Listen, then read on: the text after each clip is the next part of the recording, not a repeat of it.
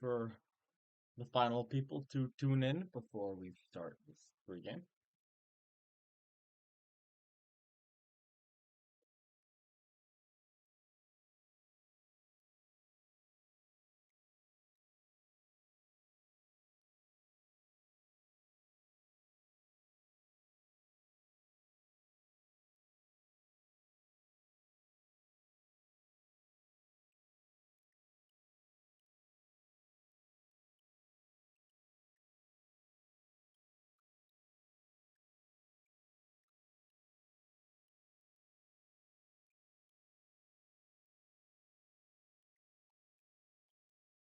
We will begin.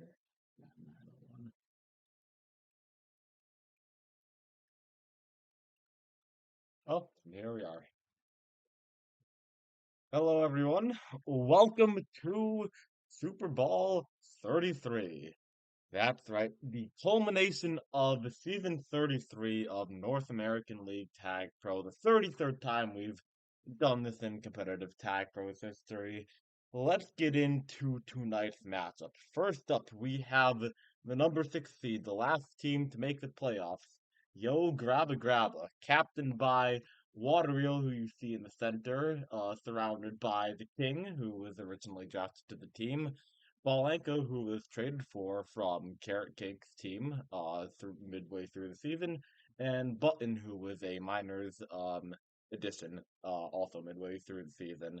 They will be going up against the Human Beings, the number 3 seed in the regular season, dominating in the start of the season. But as we will reveal in a little bit, just how they got there and everything that's happened this season. But I want to start with the just remarkable feat that Yo Grabba Grabba accomplished for throughout these playoffs. For those who aren't aware of what happened, they were down 3-0 in a series against ASAP's team, MILF Manor, and I will just let the video do the talking from there.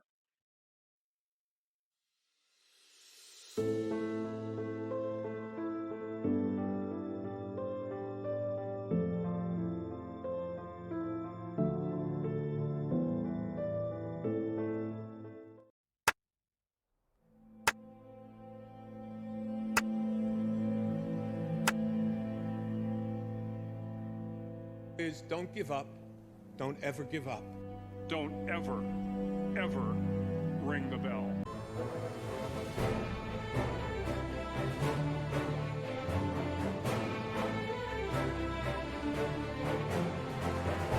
Getting the reverse sweep that no one saw coming.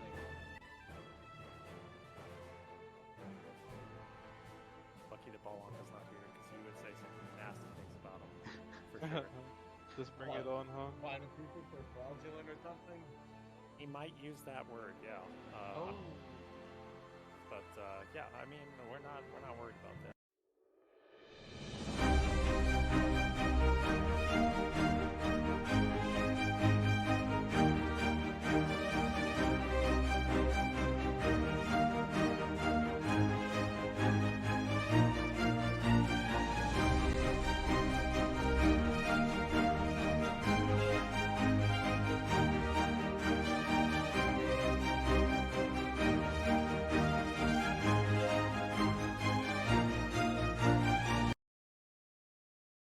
And there we have it. The remarkable story of Yo Grabba Grabba's playoff run this time. Nothing short of a movie. Let's get back to the slideshow here and quickly throw up the um copyright information. This is all stuff that was used in this video that I do not have the rights to. So, like I just said, their run to the Super, nothing short of a movie and therefore worthy of a short little hype video commemorating their achievements, but they're only one half of tonight's matchup. The Human Beings were a team that dominated early. They were the first seed for just about half the season, then started stumbling a little late. They ended up as the third seed, but they showed their previous dominance in the playoffs with pretty easy wins in both of their series to make it to the Super Bowl here. So what I've done is we've conducted an interview with every single player playing in this matchup, and we're going to go player by player, and we're going to start here with the human being. So first off was technically not the captain, but the prelim pick, Messi. Not going to read verbatim what is said for any of these, but I will let everyone read his responses to these questions. Here, I asked everyone on the team what they how they could explain their late season drop in the standings. Messi putting it to just playing a lot of games in a short period of time, which is an issue for every team that has to deal with that. Messi is dominating the stats for people who haven't looked at Tag Pro League recently.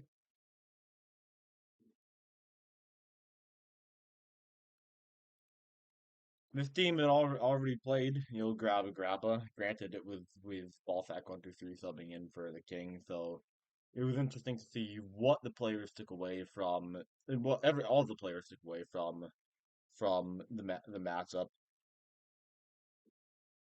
Same Messi here saying that they were game planning all season. Not sure if I believe that per se. But yeah, this was a very interesting question. You will see a common theme here. Um, Apparently a bad vibes team. I can't tell if this is a real response or a troll response that all of them just decided to give uniformly to these questions or not. Historical comparison. Not a question that generated too much of interest, but there you go. And of course, I asked everyone for the prediction. You will see a lot of 6 game series being predicted here by I think almost everybody who answered the question.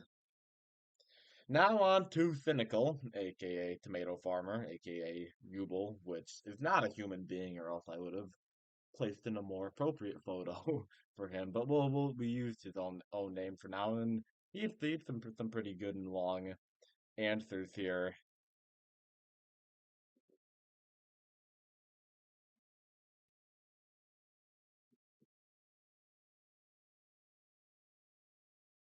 Talking about the importance of role players in teams set up like this.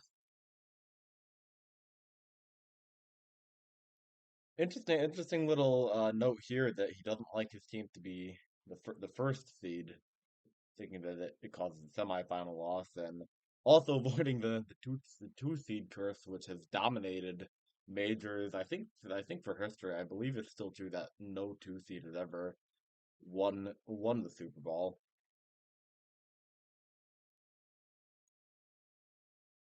Now here, obviously everyone knows Finn. He's been around forever. He always gets the 10D gasp, and he always has a KD that's 2 or 3 or even more above the rest of the league. But he's declined recently, and no one can really deny that. But this has really been a season that he's returned to previous form.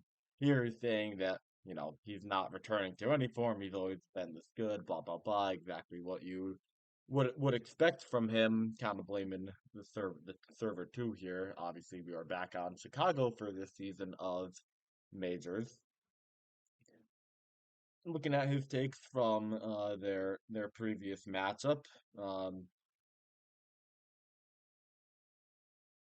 eh, he's saying that he respected YGG from the start, which is honestly not the answer I expected from him.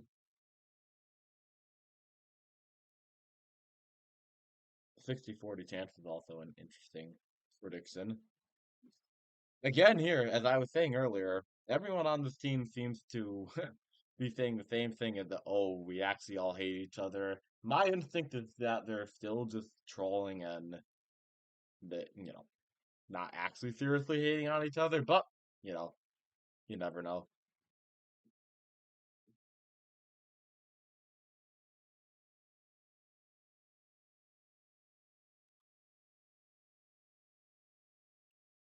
Talking about the mental of the team here. A critical trait for all playoff success runs. And here we go, another 6 game prediction. Now on to Joy, aka Duke of York, for anyone who didn't get that reference right away.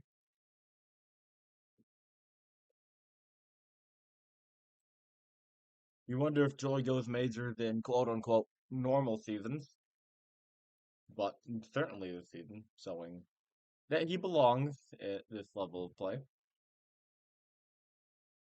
Again, like Messi, putting that end of season downfall to just a lot of games, no time to practice, and yeah, that's what happens with teams, especially with these asynchronous weeks.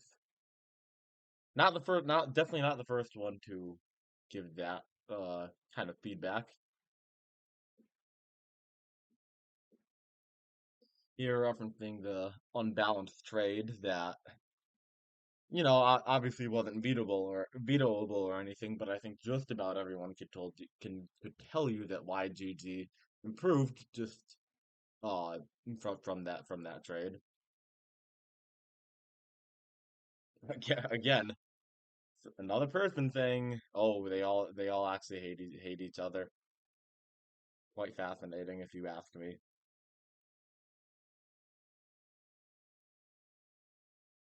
You're saying that the season's not particularly notable, but appreciating the personalities of Messi and Gleg, which you always like to see.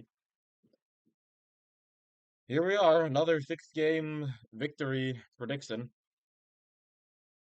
Gleg getting a shout for ball of the series, which I believe Messi also said. Gleg, the cheapest player on the team, but could be the X factor tonight. The final player on the THB roster, the Dolphin fan himself. Not entirely sure what a Gleg is, but here we are. Honestly, I was surprised to see him go for so low in the draft, so I wanted to ask him what he thought about that, but he accepts it, and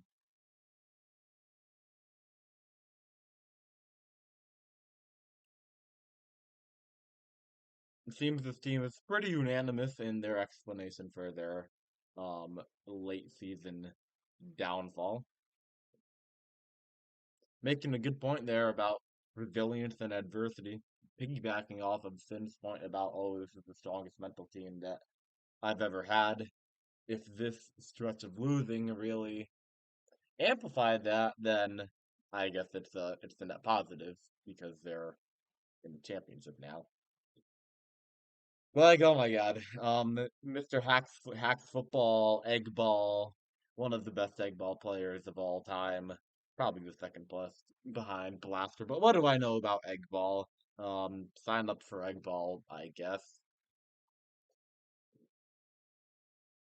If those might remember a season, oh, I think 31 Bleg Miners team that featured Hibana, Ray, and Blaster and wasn't very good, but it was a very interesting experiment to see how players that are skilled in other games that are, have motion similar to Tag Pro translate to Tag Pro itself. I know most of the community is not gonna know who Michael Vick or well, I guess the community knows Ant from Egg Ball, but Michael Vick, Hacks Football League legend.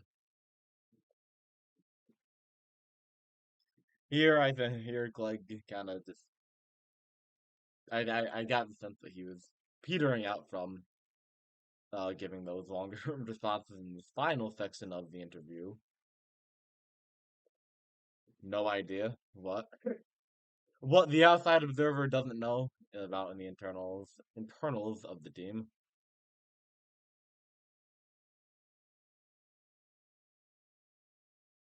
Love to see the eye on the prize here, capturing the championship. I don't remember if Leg already has a ring. I want to say yes on the last Flare Bender, but I don't know if he was actually on that team or if he was just like the captain. But I think this would definitely be his first majors win, so a step above the rest. A very, very straight to the point and ominous prediction here. Now we are on to Yo Grabba Grabba. Starting with, like we did with THB, the captain himself, Water Reel, and a lot to ask about regarding the draft and all the changes he made. Pretty interesting that his players wanted to play their opposite positions that they were drafted for post draft.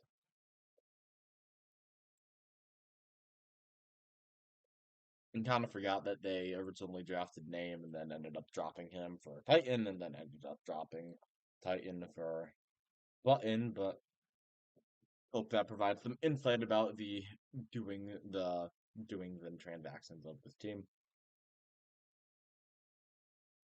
YGG was the opposite of THP at the start of the season. They were horrible. They did well in week one because they played the worst team, but then they were horrible. Up until those transactions are made, they were tanking and barely, not barely snuck into the playoffs, but had to fight till the end to get into the playoffs as the uh sixth seed.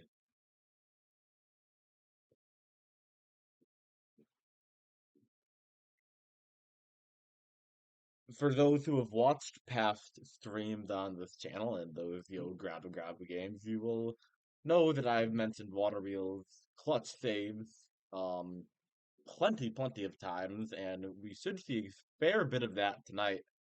Apparently, it was worse earlier on in the season. Haven't really watched any of their games, but obviously we'll take his word for it.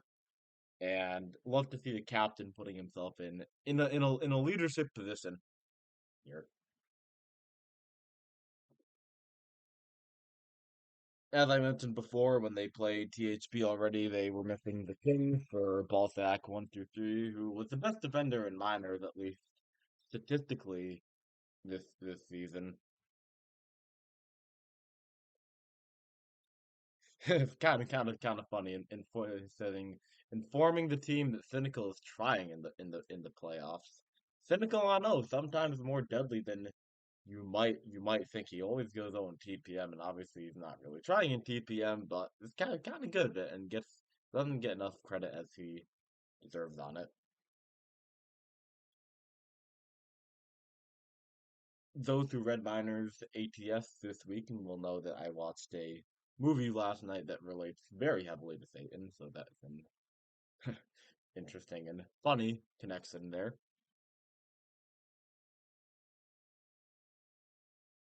Apparently, this is a pretty unnotable team, and that's honestly what I expected from a roster like they have. No big personalities or anything like that, or players that are notable. Not to say the players aren't notable, but not like, oh, Finn has, the big history and he's a stat guy. None of that. They're kind of just a team in that is to the level of this season of majors. Here we go, back with the 6 game predictions, almost predicting a reverse sweep. And interesting, he's predicting himself with a -5 captive. Both of these teams seem to pride themselves on their mentals. We saw multiple answers from those THB players talking about the strong mentals of the team, and we saw the strong mentals of YGG in the reverse sweep that they had to come back from 3-0. And the full interview, post game interview, is on the bot on the YouTube channel if you want to check that out. Moving on here to the King, who is the only other player to have been on this team for the entire season. A lot of big defenders went in the draft. He was one of the final ones to go.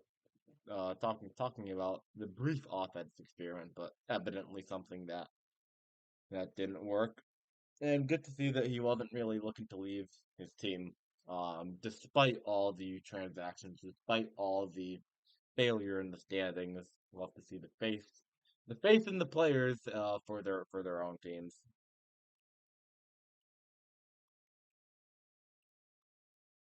Obviously, the transactions that this team made were very important to, and really the reason why that they are here in the first place. So I assume all the answers to the turnaround question will be related to that, and we'll see pretty soon what Button and Ballank think of their own individual contributions to that.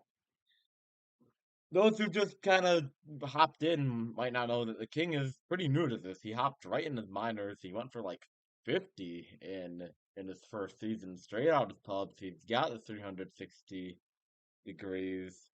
First season in majors, he made the super with Bold, Fender, and somebody. Unfortunately for them, they didn't take it. So now he's looking to come back, and come back stronger.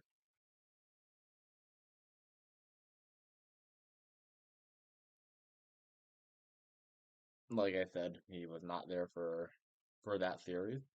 Well, a clear turning point in the season for them to take 8 points off of the team that was, I believe, in first place at that time. Oh yes, the travel. Everyone knows Balak is a traveling man, always playing out of hotels, going around the country, even coming to the great state of Connecticut multiple times. But and maybe that's why we are playing this game on a Monday.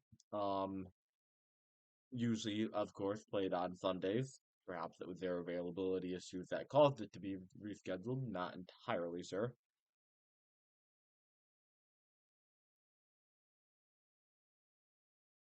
Interesting that it's the best he's felt about a team um, ever.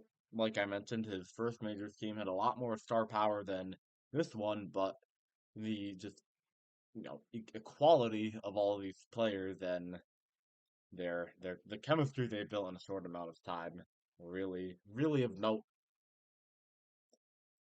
Here we go, more 6 game predictions. Shout for Water Wheel for Ball of the Series, and I generally agree with that. I generally think if YGG wins, it will be the work of Water Wheel, saving a bunch of caps and creating stuff on the counter, and also doing stuff in his off position, defensively when one of these two defenders go out. Now we got Button the minors call up, which honestly surprised me at the time, but it certainly panned out for them. Button was an O player for the longest time, but having more success on defense. League of Legends Pro, I think he like won the League of Legends collegiate something at one point. I don't even know. A multi-talented gamer is pretty safe to say.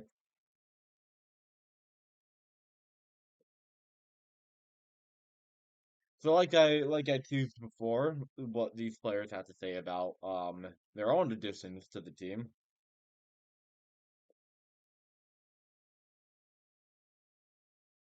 It is an interesting note that they've won every week that he's played in. And giving himself the credit he deserves because his play has been quite impressive and pretty unexpected in my opinion. You will see later that this team did beat THP on their own home map, the Transilio remix. So we'll see if that gets picked tonight.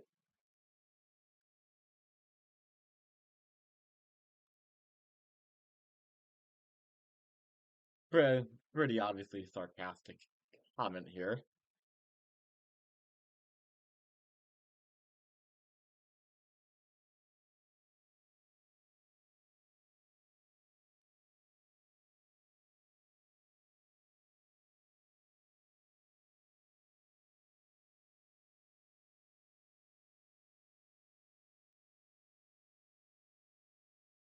I actually don't know if anyone predicted a result that was not a six-game win for their own team.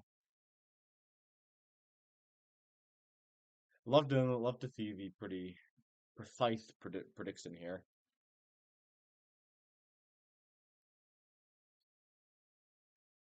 Finally, we are on to Balanka, a legend in the competitive tag pro community, and his little yellow robot from the popular television series for children, Yo Gabba Gabba. I hope everyone has appreciated these team photos that we've had here. Balanka was the majors, God, I think 5 years ago at this point, and it was a disaster. Stayed in minors forever, and now he's back.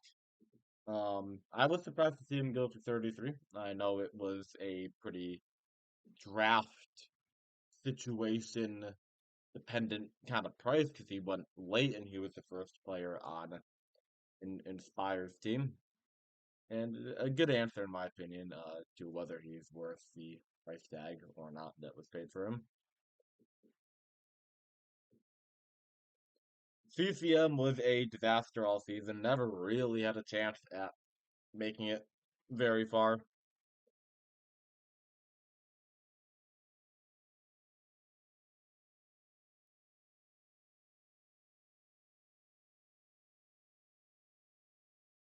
Those who were paying attention to last season's finals will know that me and him were teammates on Rotatos. We were up 3-1 in the Equidistant 8 and then lost the final 3 games. And he had the reverse fate this season, getting the reverse sweep as we've already discussed in the Secant 6.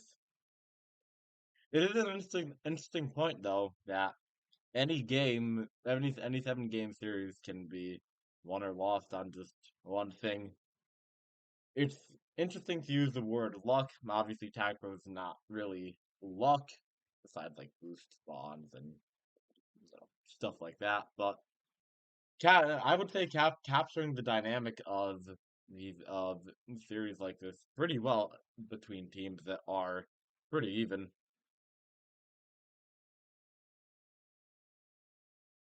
A very interesting observation here, because I've always considered Messi to contribute on both sides of the field, but Valenka disagreeing with that, and also pretty remarkable that he's calling Joy the weakness of the team.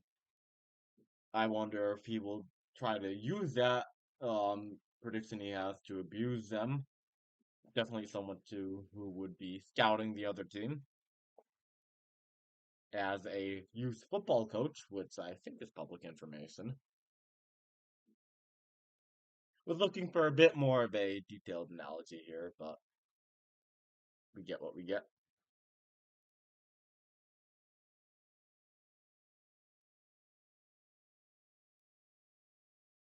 Again, not too crazy of an answer here. It's kind of just a casual tag pro team by the looks of it.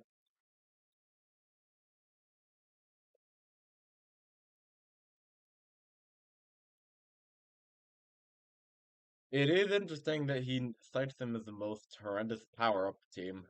I will have some stats later on that will examine that in further detail.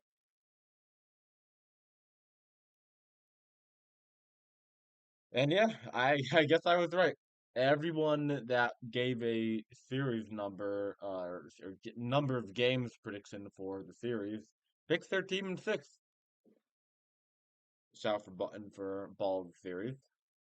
And yeah, that does it for the player interviews. I hope that everyone found those interesting, compelling. Obviously, we couldn't do this live. They're scrimming right now, so it's a little more boring over text than live on voice, but regardless, the content is there. Before we continue, it is awards time, as I promised. So let's hop into the awards presentation over here.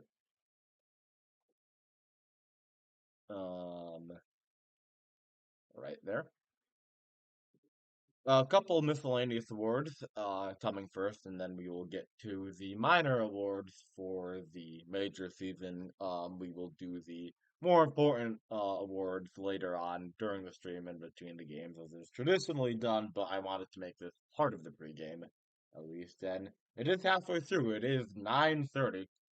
I don't know if anyone's been watching for the entire 30 minutes. If you have, I greatly appreciate you. And yeah, let's get into the awards. First off, the ever famous Art Award. Bunch of contenders here coming from all the leagues. Yeah, Admania, BBB, NAF, interesting. Jack Dandy, who I don't even think has been around this season. Omni Spearoid, pretty troll knob there. Timmy Thumball, and Hinderfella. I guess it's just all of these win. No more first place Hard Award anymore. No, the Victor Messi Award. I believe he won it 3 times in the past. Behind the scenes, I wonder if I will be. Oh, I gotta move this. Good thing I caught that. Behind the scenes here. I wonder if I will be on here. For ATS. I wasn't on there last season, which was a little disappointing. But let's see who we got. So third place, Shalpa. All the work that he's done. Always probably the most beautiful stream in Tacro, in my opinion. Second place, we have got Balanka, who has his ever famous Nightcap podcast that come around every, 2 or 3 weeks. And in first place, the king himself, Cheese Doodle. CRC does everything. I know he's stepped down from a couple things, but still the king of modern Tacro. Now on to best commentator in third place, Balanka. Solid shout. Always love myself a Balanka stream. In second place is Hyalpa. Already talked about the immense quality of his streams. And first place, Flaccid Trip.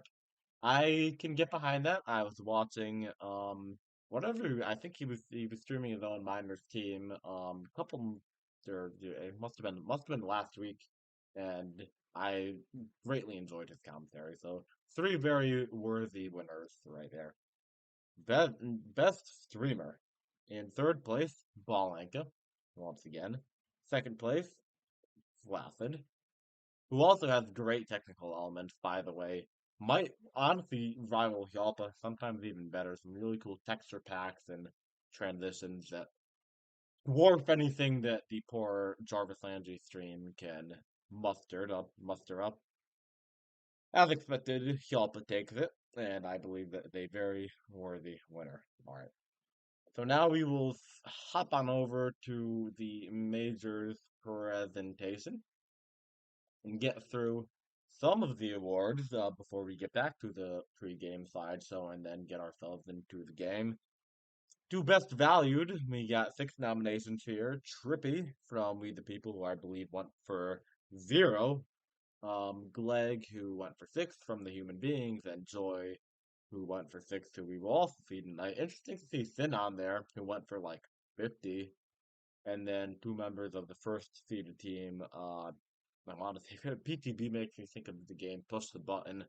Portland Tile Blazers, named 333, who was initially dropped by YGG, as Waterwheel had referenced earlier, and then Taylor with. Let's see who gets this award in third place. Gleg at 14%. Second place, we got Trippy, We the People, finishing second this season. To the surprise of, I don't know if it was to the surprise of many, certainly to the surprise of myself. And in first place, Taylor Whiff. Oh, Taylor Whiff. Everyone knows about the previous Taylor Swift Miami debacle, but um, playing very well this season for the first place team, and unfortunately for him, they were knocked out in the second round by GRABBA. Defensive Rookie of the Season. Who do we got here? Well, there's only 3 contenders, so I guess they will all be placing here. Button and Joy will obviously be facing each other tonight. Button, slight error on the team. That is his minors team, not his majors team. And then we got Castley, who got reverse swept by YGG, but had an amazing season. himself. So what order are we going to have here? Button coming in third, Joy in second, just barely beating him out, which means Cassie takes first with an overwhelming 44.44% of the vote. To offensive rookie of the season. There's only two of them. We got Balenka, who is playing tonight, and D-Rec, who was eliminated in the Secant 6 by the human beings. Who will win it? Second place, D-Rec, which means first place, Balenka. A much-deserved victory for Balenka there, in my opinion. Alright, so, man, I thought there were more words than that. We will save defensive ball of the season, offensive ball of the season, for... Whoa, let's get out of here. No spoilers. We will save that for the game. Be done mid-game as is per tradition, and people don't want to change. So, we're not done with the interviews yet. I went to all the players' first captains, or the first captains that I could contact, and I just asked them brief questions about the players in the super, their past, how they've progressed, and any other things they want to say. So here is the grid here of all the captains that were interviewed. Gasol never actually responded, so unfortunately Waterwheel will not get any interview here. We got PK here for Messi. This fourth captain, a little unfortunate. I couldn't find it. Any of his other first three, I believe, were all unreachable. And then we got No Name for Finn, Dope for Joy, Prism for Gleg, Rick G for the King, PK for Button, and then Kuth for Balanka. So PK, who was Messi's fourth captain, so this is not as strong of an interview or as compelling of an interview as the other ones, but one worth doing nevertheless. Flashing back to season 16 of Minors, a couple seasons before I joined. Uh, Looks like they had a offensive trio there. Infinite Sky, what an old name. I think he came back a couple times. Maybe only once. I remember him being on a Blockwork Orange on NLTP season like 18 or something like that. Interesting PK thing that he should have benched himself instead of those guys. Messi, oh, the perpetual most improved player. How he's won this award 7 times in what, maybe 14 seasons? I don't know if he's got more or less than that. If he started in season 16, I guess it's more like 20 seasons. But it is remarkable. Kind of a funny answer there from PK. Messi's personality back in season 16, not as big as it is now, according to PK. PK had already answered the question for Button at this point in time, and he said he was going to root for YGG, but wishing Messi to have fun. So always love to see that. On to No Name and Cynical and another long answer from the Cynical portion of this interview. Now all the way back in season 3, which was quite literally 10 years ago, back in 2014. I've been alive for more time after season 3 than before season 3, which is kind of nuts, honestly. What was season 3 back then? Well, here it is. Pugs, Mumble, much before the Discord age of competitive Tag Pro. Sure, everyone's had this experience at some point, staying up till sunrise and gaming with their friends. Really good insight here about what the community was like at the time. On to Cynical himself in this answer. The eight having an 8 KD is just completely insane. Didn't know they went to the same college, so that is interesting. And it's kind of crazy that they thought he was spotting just how good he was. 3 seeds like. And yeah, Cynical jumped straight into A team in his first season and did quite well. And yeah, they're the comprehensive history of Novice League Tag Pro Season 3. Finn, I think you know, no name here says that Grief Seeds deserves the title of the most statistically dominant defender, but he only had that for like what 4 or 5 seasons, and Cynical has been doing it for the better part of a decade now. So I stand by my claim that Cynical is the best statistical defender in the history of competitive tag pro. Really interesting here to see the insights into the personal life about all of these high level classes he's taken.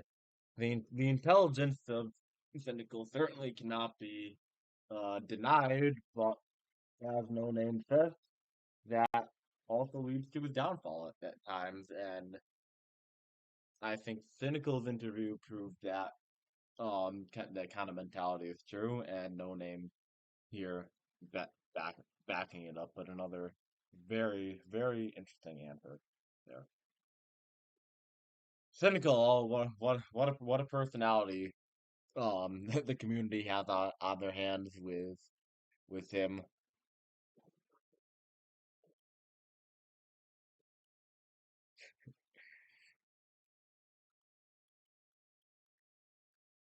Talking about the post college change, everyone goes through that kind of change in life.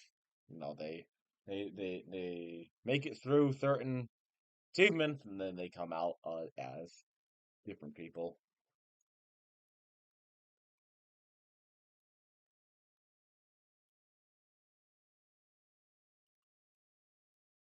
We see another prediction for a 6 game series, or 5 or 6 in this case. And yeah, there are no names answers. They kind of speak for themselves, and I hope that one was particularly insightful into the really deep history of competitive tag pro that outdate most people who are watching the stream. I would guess.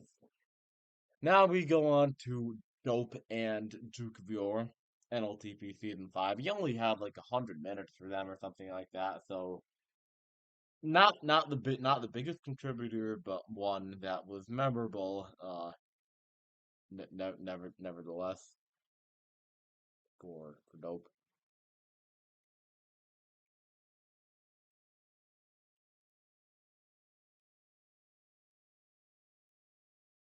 Kind of combine two questions here, unintentionally.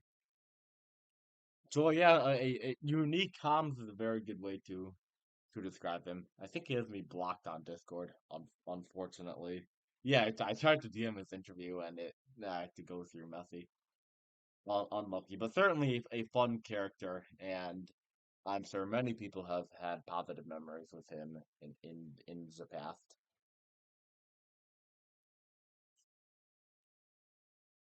Solid advice here, in my opinion, that yeah, Tag Pro is kind of just, whoever doesn't mess up first or messes up the least ends up winning the series. And especially in high pressure moments like the Super Bowl, that is more frequently than not what ends up deciding the series, especially when the quality of play is lower than previous major seasons. Not knocking any of these players, of course, but it kind of just is the reality. On to Glegg, a much more recent addition into competitive tag, but still only back in season 19 of Novice, which was like 4 years ago ish. I looked at Grief Seed's tag for league. I didn't see any minutes for him on B Team season 2, but I guess that's even more outdated than than No Name and Cynical out there.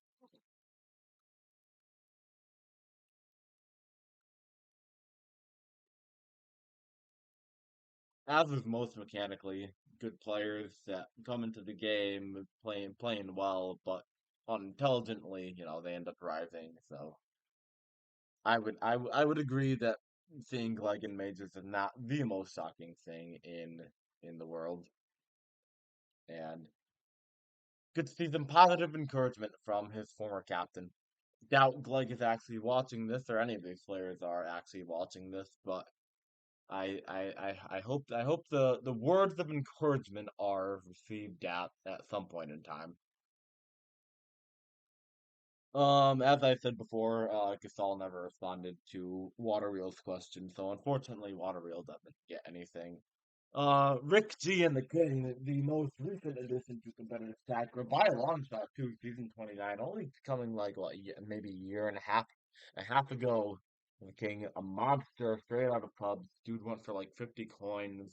I didn't know a thing about him at the time, but he played quite well. And Rick talks about, yeah, sometimes in competitive tag you kind of just gotta take a risk. Oh, he's saying, oh, he didn't know too much about him, but he saw a couple good things and just went for it. That's how the biggest stars get born, and that's how some of the greatest individual seasons come out to play. The King is someone who I've heard plenty of things about in terms of, oh, I hate playing against the King. He's so annoying to get out against, and Rick G reaffirming that here and talking about the importance of coaching up raw pub players into the competitive scene, kind of like Glegg. Obviously, the King is an experienced pubber, had more experience than Glegg, but the situations are still pretty similar to each other. Both the King making majors in the second season, Glegg making majors in his fourth season. Don't really know much about the King, honestly, and I don't think many people do either. Doesn't really type in Discord, never hear much about him, but according to Rick, one of the nicest people in the entire game.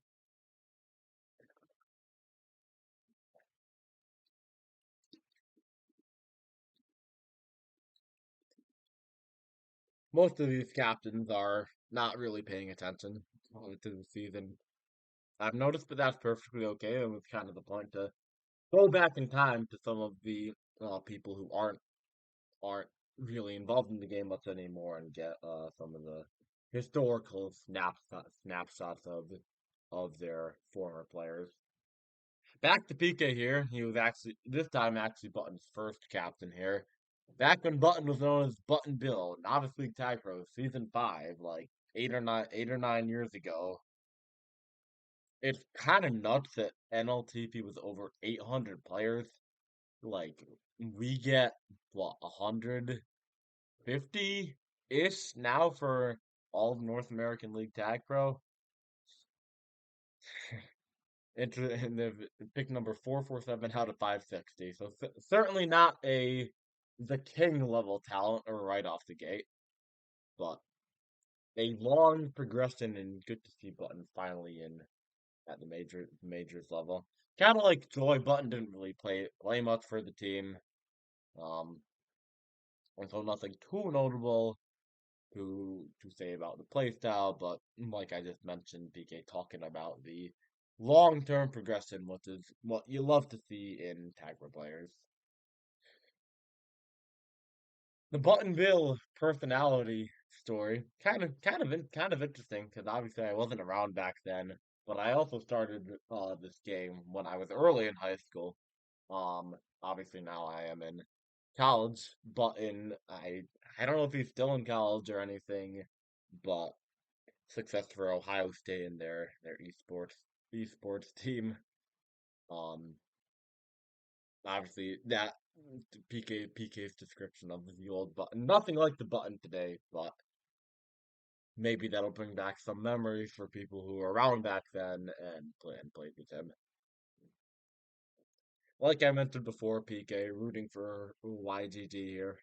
No prediction. The final captain interview here, Costanza and Valenka. Two good friends. Kus was his, drafted him twice. Bumblebee. What happened to him? He was active for a while recently. Now he's gone. Now he's gone again. Unfortunately.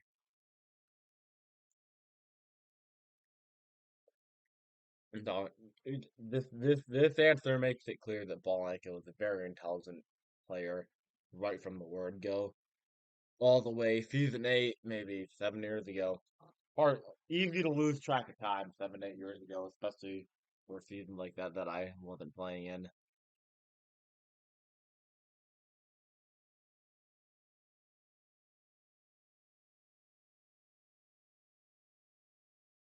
The development in intelligence and decision making and positioning. What we see for all tag pro players really that start at B team and then make their way up into majors level. These two good friends, Paul Anka, one of the best people in the community, and in my opinion, met him twice and had two wonderful experiences at various restaurant places. I don't know actually what the iodized salt incident is. If someone could fill me in on that after the game or something, I'd greatly appreciate it. But yeah, definitely one of the nicest guys in the game. Never turns into troll, never turns into incitement. Always just positive. Yeah.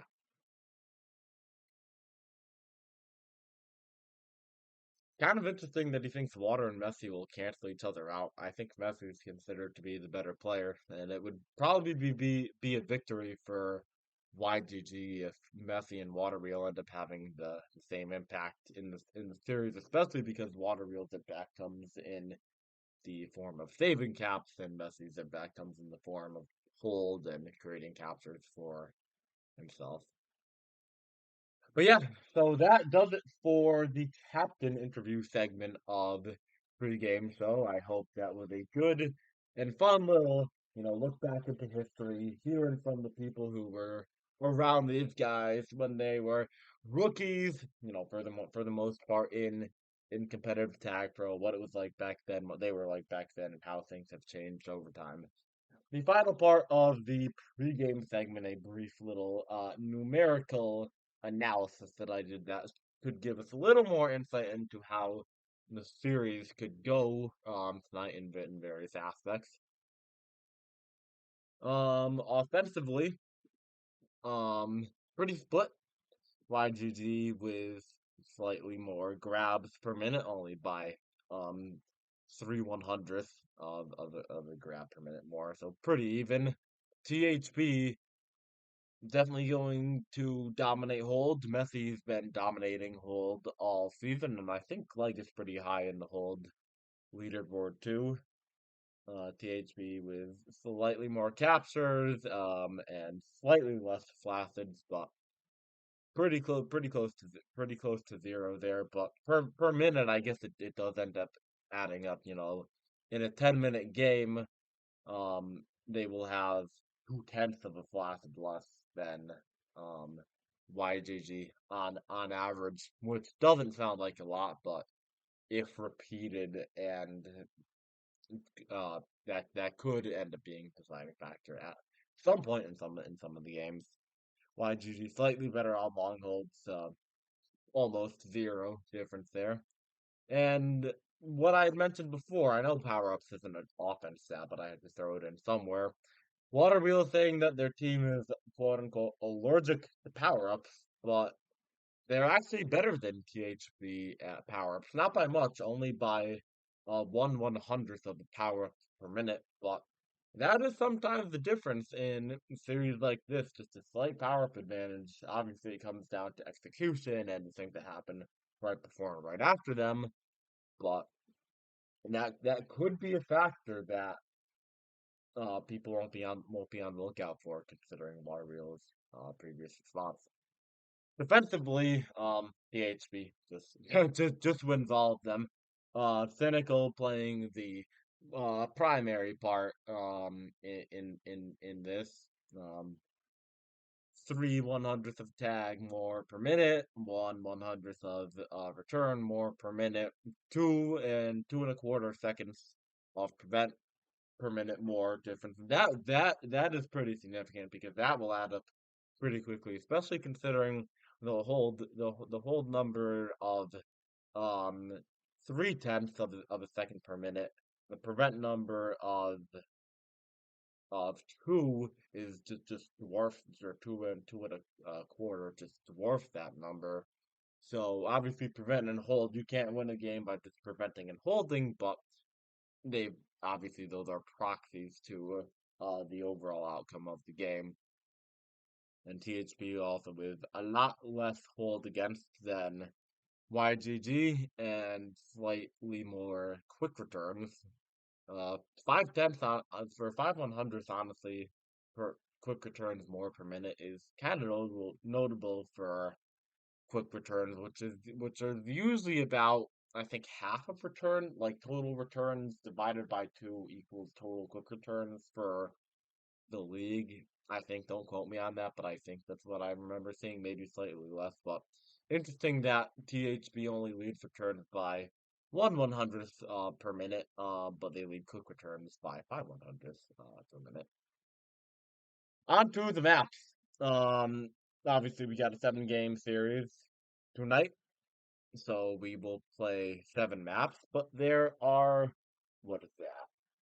11 maps that are available to be, no, 10 maps that are available to be chosen, including PHP's home map, Sicilio 2024, Transilio Remix. Most notably, just look at the dominance of THP on Audacity. Haven't lost all season, their most played map, they've won every single game. YGG doesn't even fare that bad on it. Point point six win rate, but that's still a clear advantage for THP. So if Audacity gets played, and also if Jordan gets played, THP not the best on Jordan, pretty mid, but YGG haven't won a game on the map the entire season. I don't know if THP knows that, and if they do, they will probably try to use that to their advantage. THP also undefeated on Oak.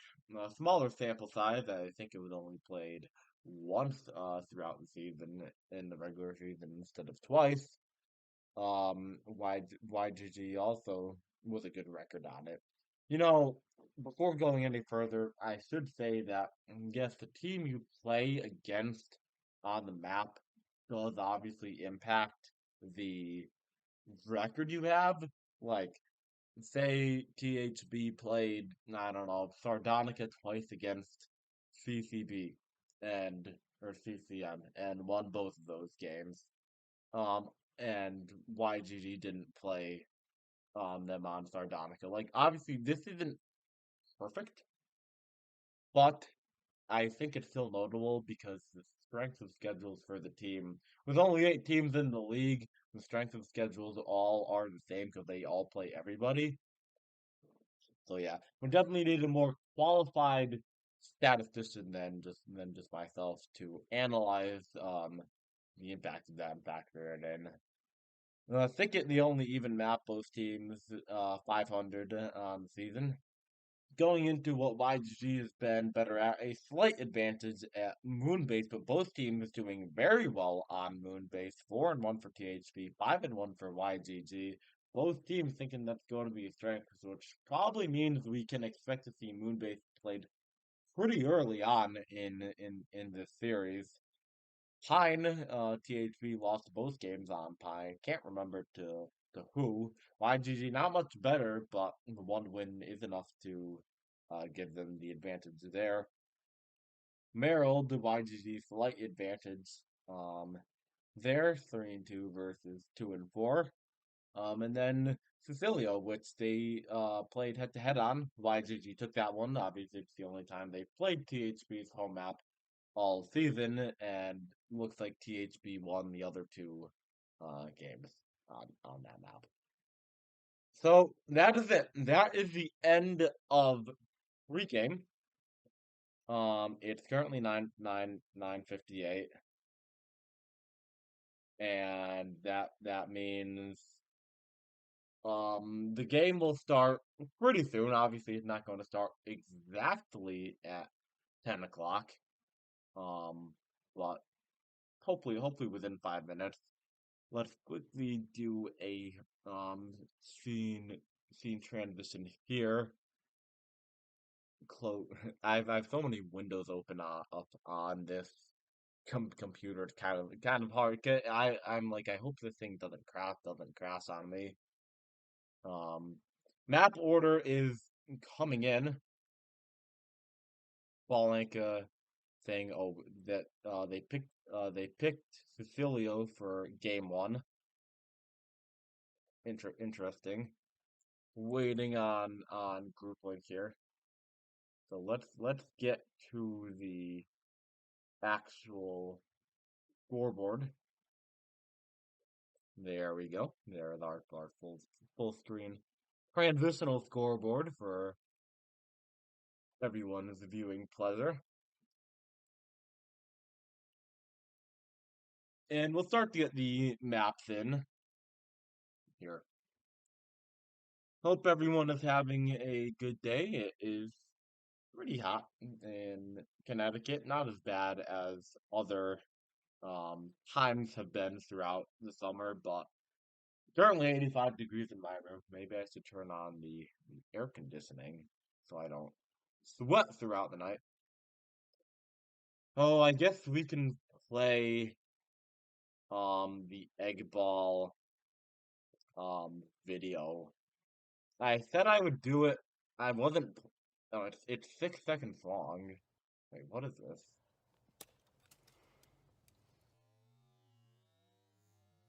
Okay, so essentially what it is somebody throws an egg at a wall, and the splatter gets photoshopped to say EBL logo, Egg Ball League is back, sign up today.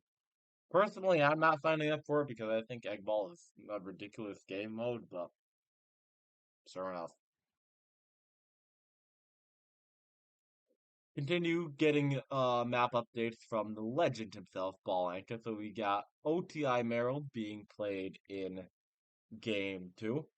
We got Sardonica, game 3. Moonbase, game 4. And oh, like Aceta for game 5.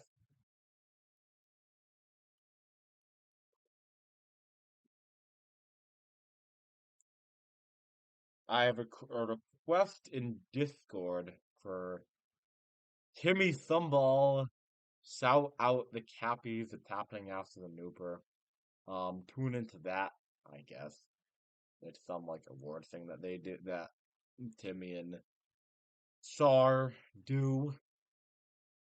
Uh, Random superlatives and stuff. Audacity 2 is going to be our Game 6 map.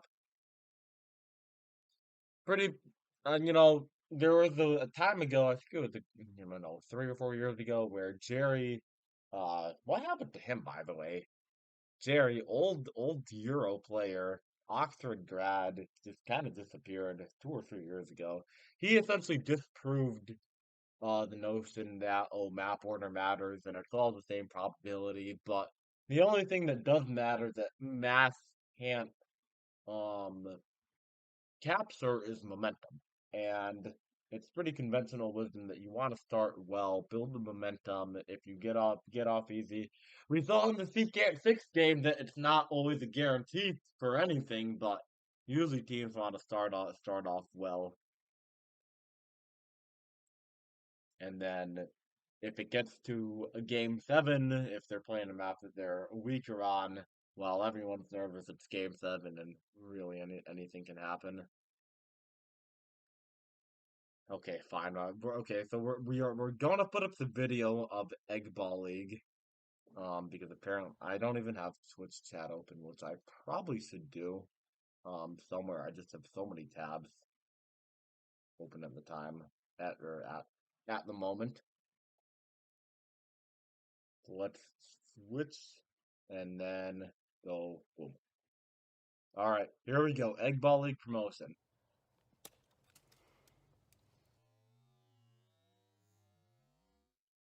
And that is it. Pretty unremarkable in my opinion, but you know. There it is, ladies and gentlemen. Egg Ball season, I don't even know what.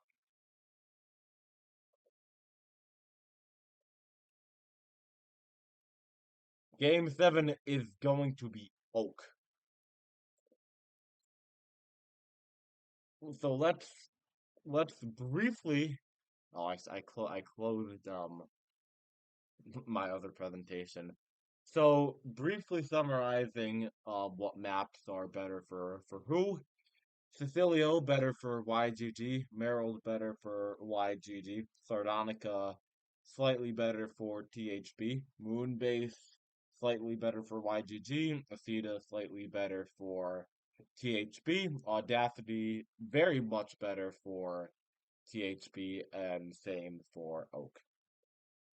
I have been provided with a group link here. Let's first get the other scoreboard for in-game updated with map so we can uh, get that rolling. Unfortunately, I was not able to reach affiliate status before this series started. I tried to stream a black screen a bunch of times um to make up for that, but I was unable to get the requirements that Twitch set out. I definitely streamed for more than 7 days, but I guess they detected that I was just trying to game the system. So, unfortunately, we are not going to have any kind of polls or channel points or anything like that, which I really do apologize for because I know most streams have that, and this one will unfortunately not. But obviously, feel free to make whatever predictions you want in the chat. I haven't given my own prediction yet for this series. My prediction for this series is THB will win it, but it will take 7 games. I think that they'll start off in the lead, just because they're the better team. They'll take game 1. YGG take game 2 on the map that's better for them. YGG or THB takes back game 3. It's going to be a lot of bounce backs. These teams both priding themselves on getting back up in times of trouble.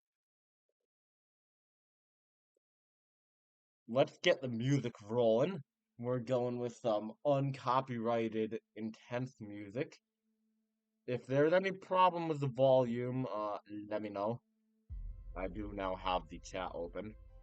I believe I have set the audio so that it is pretty equal to my microphone, or my microphone being louder. Both teams are ready. We are about to get into gameplay of the season 33 Super Bowl. The moment we've all been waiting for. I hope everyone enjoyed the pregame, but this is the real action that we're all in here for. Peak competitive tag pro. Here we go. The two best teams of the season. The human being is on red. Yo Grabba Grabba on blue. Starting off on this very strange remix of Transilio, and here we go. Honestly, I didn't even know if Gleg or Joy played O for them. Looks like Gleg is going to be on O here. Messi with a quick grab and death right off the gate, off the bat. Transilio, pretty defensive map, but I think these edits have made it slightly more prone to attacking. Balanka with the early pass 3. Joy with the good catch-up snipe from mid. Finn going for a crazy backward snipe that wildly misses. Watermill coming off the wall, hits a crazy combination, now on the bomb, goes through the portal and gets YGG on the board already. What a combination from Watermill, going off like 4 different boosts there, bombing himself through the portal into the flag tile, and it's an early lead for Yo Grabba Grabba, a common theme for them all season, even in games that they've lost. You'll also notice that the mid pup is gone on this map. Are there any pups on this map? There are no pups on this map. I just realized that. That is very interesting. For the first no pup map of the competitive tag pro, I think, unless you include Rocket Ball from Neutral Flag League. Watermill taking the grab, pass to top of the bomb. Not really any blocks there, though, and he's going to try to do something cool. Not much there. Taking it back into midfield and a hold for a bit. Oh, it's a spike there from Messi. Watermill taking the boost down. Oh, not straight in. Gleg now, pass 3 going the other way. Balanka going to have to live, but gets soloed by Messi, and Gleg with the quick pass 3 converts it with the capture, and it's back level. The human beings tying it up. that top boost that they added is proven to be pretty pretty damaging for both teams. Almost taking players straight to the flag tower, which is interesting. Messi unable to work himself out of the you'll grab a defense there. I think the music is a little too loud. We'll turn it down slightly. Double flasted there from you'll grab a pretty dangerous ball is not really going to have anywhere to go around there. Now here comes Button gets to the boost, but not past Glegg. Waterwheel waiting on the bomb. Will he wait for his teammate? Joy comes to fourth, and Waterwheel is just going to take it now using the side bomb. Doesn't get the split or anything. But that regrab chain for YGG has now been obliterated, and both teams are going to be reset. Another double deaths for THP there, but no further damage being inflicted upon them.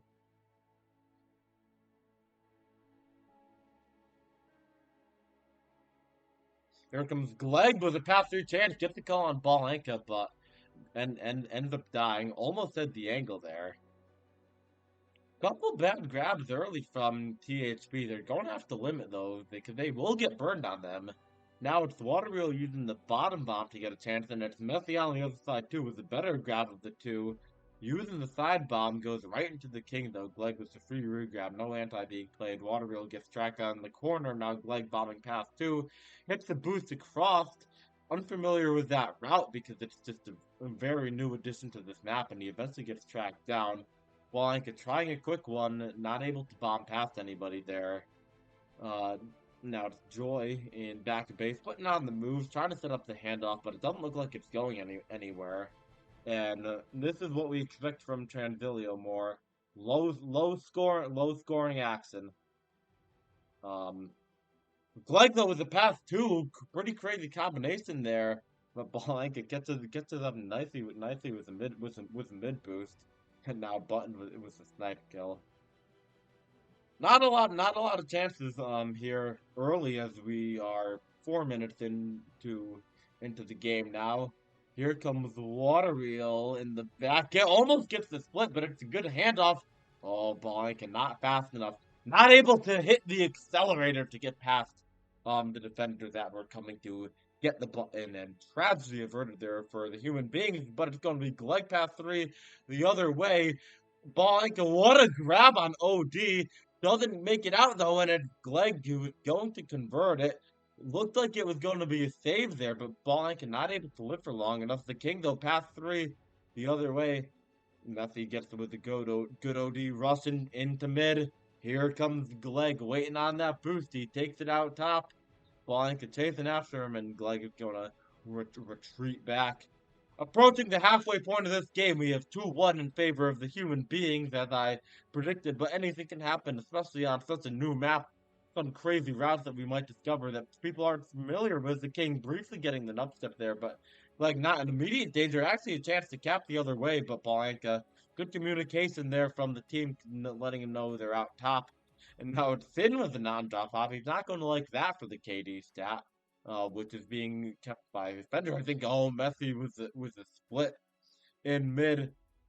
The no kiss being used there for the first time. If you're new, no flaggers can't kiss. Waterwheel in danger, and just no one across the map for YGG. A couple successive deaths, and it's going to be the third cap of the game for human beings. As I was saying, if you haven't seen Tag Pro in a while, flaggers can't kiss anymore in competitive play, which is a very interesting change, and I still don't know how to feel about it. Honestly, it makes it more interesting though. Some pretty wonky scenarios get created out of it though. Here comes both teams with a chance, and Spalenka was an early pass too, but Messi isn't able to be tracked down yet, and Spalenka is going to be forced to retreat to that top boost. And good block there from Joy and Glegg allowed Messi to get out. Spalenka ends up dying, and now it's going to be Waterwheel on the flag, almost boosting into Joy there. That was almost a very defender with flag moment. Messi, what a hold from him. The hold leader coming in clutch here to keep the flag in YGG's hand and prevent anything further from happening. Still holding now. Joy coming in for the block. Blanca trying his luck, but immediately dives. Now it's Messi pass three the other way. the king though, with no danger, with plenty of time on that bomb. Messi gonna have to turn around and go back to mid. Probably unintentionally boosting into that bomb there. Pretty strange place for a bomb. They do the no kiss and all. Messi, he had a chance to get past the button, boosted right into him. Now it's Glenn coming out bottom pass two, pass three. Can he get around in time? No, it's the water wheel with the last second grab to get the save.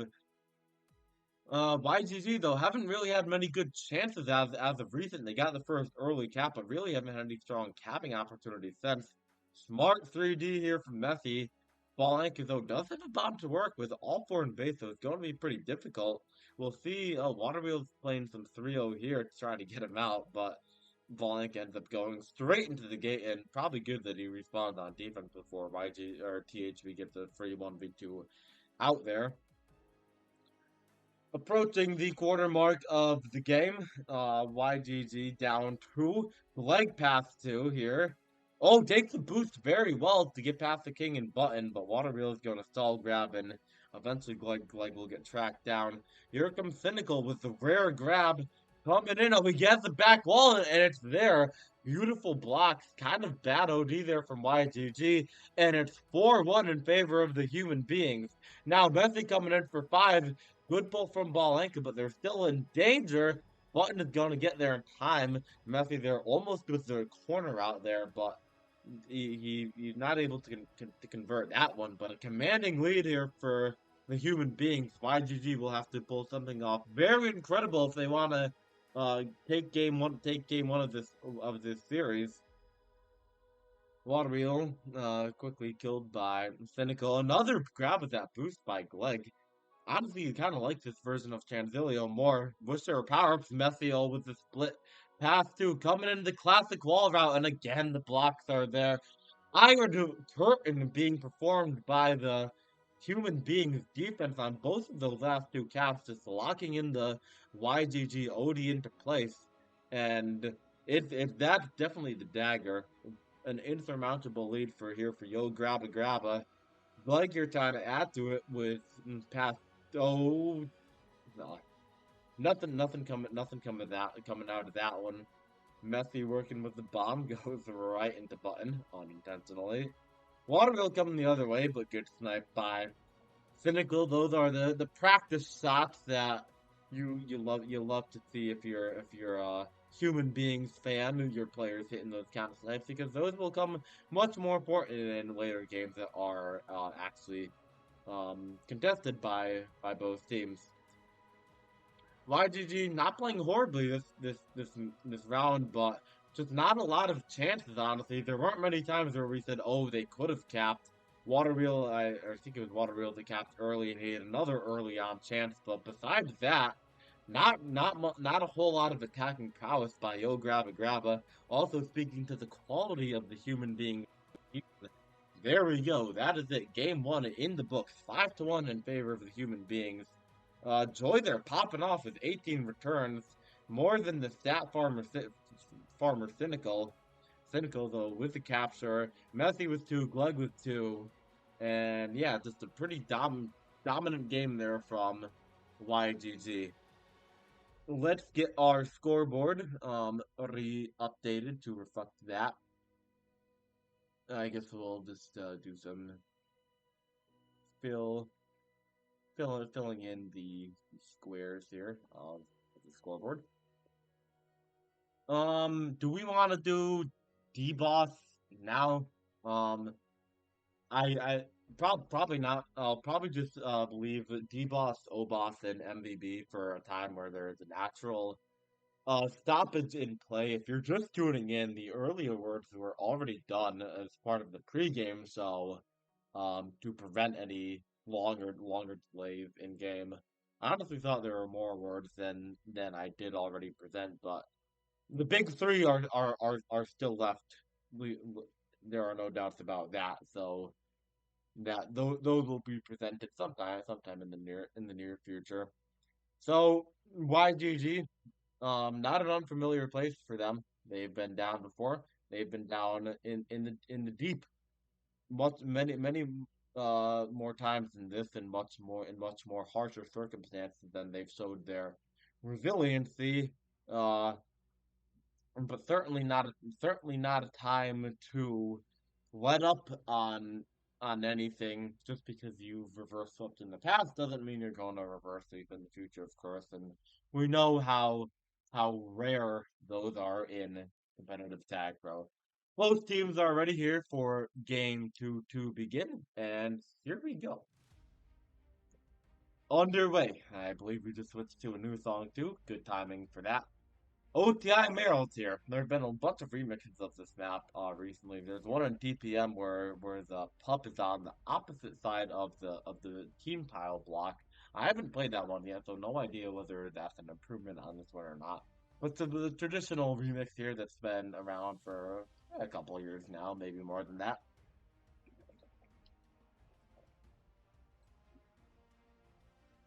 Cynical with an early kill, the early double kill by the human being's defense, just bodying Balink and water wheel there. Messi there. Oh, nice split by Messi.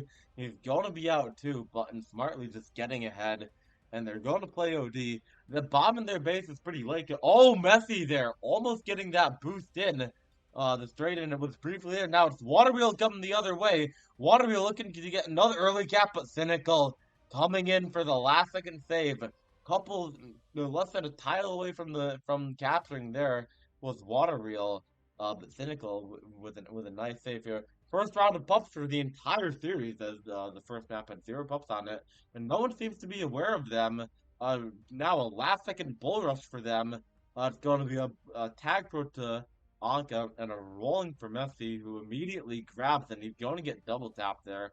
Not the best usage. Ballington now with a tag pro on offense. Here comes Water Wheel coming for the grab, and we have a grab and death, and they're going to be passed too. They got to watch out for the team booth. Water Wheel just gunning it, not worried about the tag pro at all, and it works out. Water Wheel, again, the first player on the board in the series. Like, though, looking to come the other way. Nice move on Button, and he cooks Balenka. It's a quick equalizer. Kind of like what we saw last game there, coming from Gleg with cooking Button in there on the top of the base, and then gliding by Balenka, and now it's going to be Messi for another one. Oh, the two spawns on him bottom. Not going to matter though. Messi taking the lead for the human beings there. Uh, YGG's this yeah, they got to get ahead. No anti being played there. Two quick caps in succession. That's what the human beings can do. We're going to have two rolling bombs here for YGG. It looks like they're going to have one on D and one on O. A button goes 3-0 here. No, he's not. He will probably smartly keep a defense line because there was a good bomb to get the rolling grab. And the split on Messi and Joy. Now he's past everyone with the defusal. Takes the boost. I don't know if he needs to do that with the rolling bomb behind, but alas, there we are. Now it's going to be Water Wheel who will have to create something against 4 OD. Will the bomb spawn? I have no idea when the bomb is, and always dangerous for OD when the bomb spawns. And there it is. Can the red team get to the bomb? Water Wheel trying to hit the bomb himself. Probably not the smartest move there. If he hit it, it would have been kind of cool, but I don't even know if it would have worked. Cynical trying to set up a handoff button there just by the edge of his ball preventing Gleich from getting out past anybody. And now we're going to have another round of power-ups. Bottom Juju's top rolling, both pretty on time. Messi here taking the grab during pups. YGG unfazed by it, though. They're going to win both. Rolling to Anka. Choose to the king. Can they get a grab with both power-ups? They really should.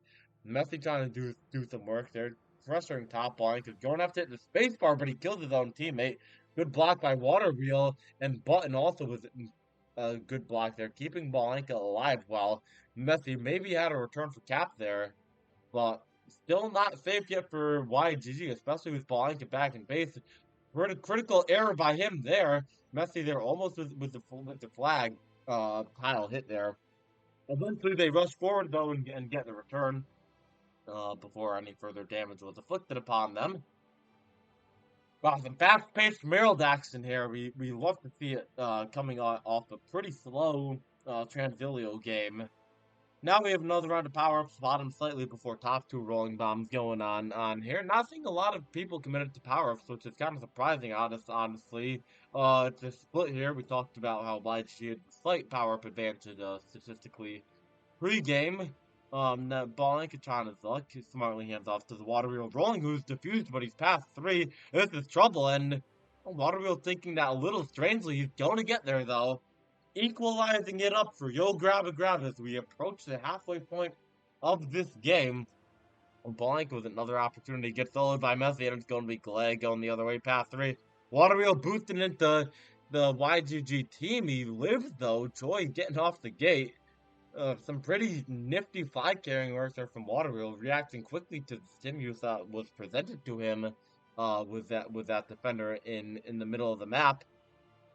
Halfway point of this game now, another round of two rolling bombs coming up. Will we see more players committing to power-ups here with the two flag carriers being pretty safe? Not really. Waterwheel winning bottom, and it's going to be Cynical on top. No, oh, Button with the steal on top.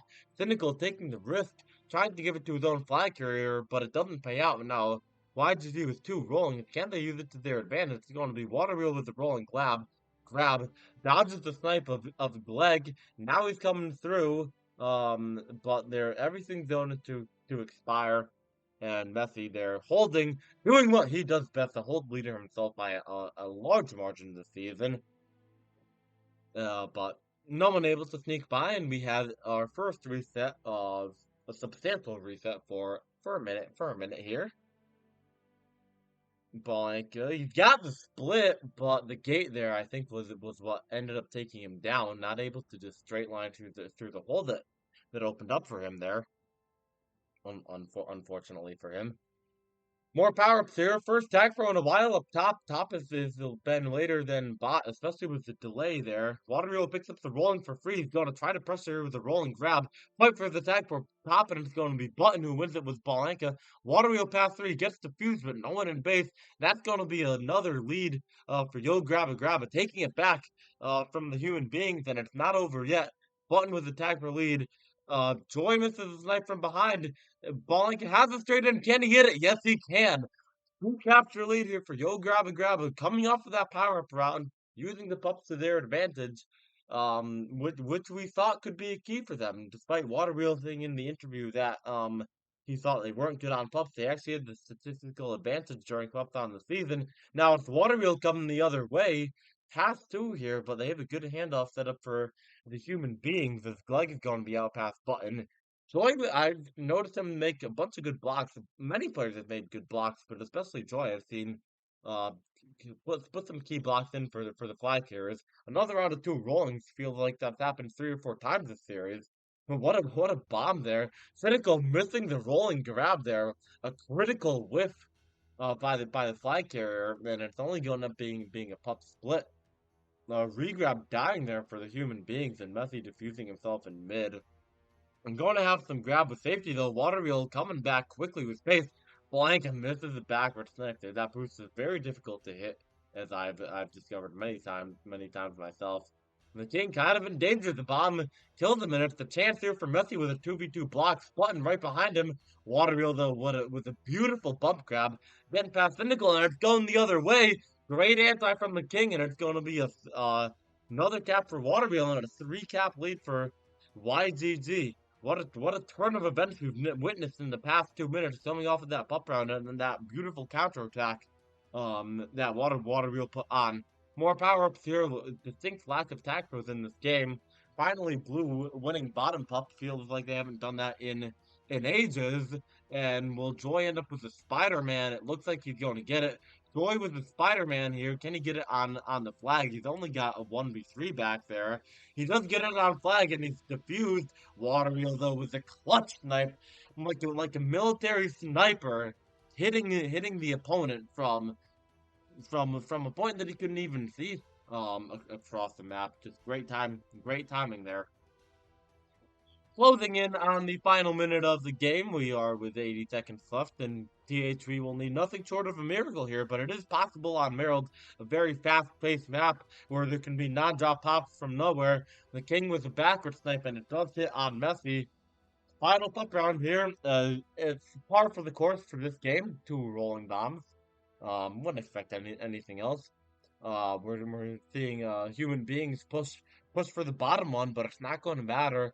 YGG is going to take it. Can they also win top? button, no one not knowing where the pup is, but it's very light there, 44. Glegg does take it 1v1, and he's going to have to make something happen there if they want a chance. What a grab! What a bump by Glegg to get out with the rolling past 3, but Waterwheel, smart timing with the boost, keeping himself alive for the time being, and it's enough time for YGG to get out of regrab. And that should do it for game 2. YGG bouncing back from a pretty dominant performance from the human beings in game 1, on a map that YGG had beaten them on previously in the season to win a map that we did see statistically is better for YGG based on past results throughout the season. But yeah, YGG taking game 2, bouncing back like they've shown they've been capable of doing all season there. Waterwheel dominating with 4 captures, 4 power-ups. Only 3 returns, but he's an O player. 2 minutes of hold. What a performance there by the captain and the king on defense. 330 for trouncing everybody else in the game. Button there was not too bad of a shot himself, and Balenka with the contribution of one capture there. We are back level in this series. I mean, there was always a possibility that this series could have been a straight up trouncing by THP. They've shown their ability to just explode like that at other points throughout the season, but not the case this time around, and we are level at 1 game apiece. What color did I use here? We wanted the uniform scoreboard for the audience here. 14 messy thing in group chat. 14 rolling bombs in that game. It did feel like that. A very lopsided pup distribution. Not sure if the lack of tag pros is more advantageous to either team. Cynical in his interview showed his hate for the tag pro power up. So we'll take with that what we will. Moving on in here to game 3 on Sardonica. Which, if we remember correctly, was a slight advantage for THB, but not too crazy. Map wasn't played too many times throughout the season, so hard to make any distinct conclusions. This is the newest map in rotation this season, made by Butter, put into TPM, oh, maybe 6 months ago. Personally, not a fan of it too much. A lot of just the routes are pretty predictable. The bomb always takes you to the same spot. The gate boost always takes you to the same spot. And the gate mechanism is kind of weird, kind of gimmicky in my opinion, but not my choice on the maps, I guess. Here we go, game 3. Let's get back into the live game feed. Human beings on red, you'll grab a on blue, and yeah, someone's gonna go up 2-1 here. Who will it be? Well, we are about to find out in this exciting game 3 action. Fast-paced map we got here. Brief 3D by Waterwheel. They're hesitating there, almost looking back to go back to 3D. That could be useful on this map. It's small, so 3D could make it hard to get out. Messier with an early grab, not going anywhere. Thing I don't like about the gate is it doesn't really cover the boost. You can kind of just go around it, and you can't really get from the button to that space in time, so pretty useless. That bomb is very powerful in back of base. And see a lot of chances generated off of it, and that back boost that Waterwheel just took can also, I've seen crazy things happen with that, taking it in angles that you don't even think are possible, like almost getting to that boost there. First round of power-ups here, another no tackle round to stop rolling ball. Waterville coming the other way, like getting the juice, but he doesn't grab, surprisingly. And it's Waterwheel. He has had the first capture in all 3 games this series. The early dominant force throughout. Now it's Blanca with a rolling, Glegg with a juice. Blanca quickly double tap. Can Glegg do something the other way? Waiting for the boost to spawn. Waterwheel there with the good guess on where Glegg was going there. Now it's Messi pushing the other way, but you don't have to turn around, and he quickly gets cracked down in midfield there. Waterville with the grab, some space for him, but not too much. Well, I think he's now coming top. He has it, but Joy was a good flow down there, setting up the cynical snipe. It was there for a brief moment. Now it's Messi coming the other way, going off the ball, rolling off. Oh, but Balanka barely gets there, coming in like a race car. To save that one. Two divers coming up here, the most consequential pup round of the entire series so far. It's going to be Glegg winning top and the King winning bottom. Even around here, who can create a better chance?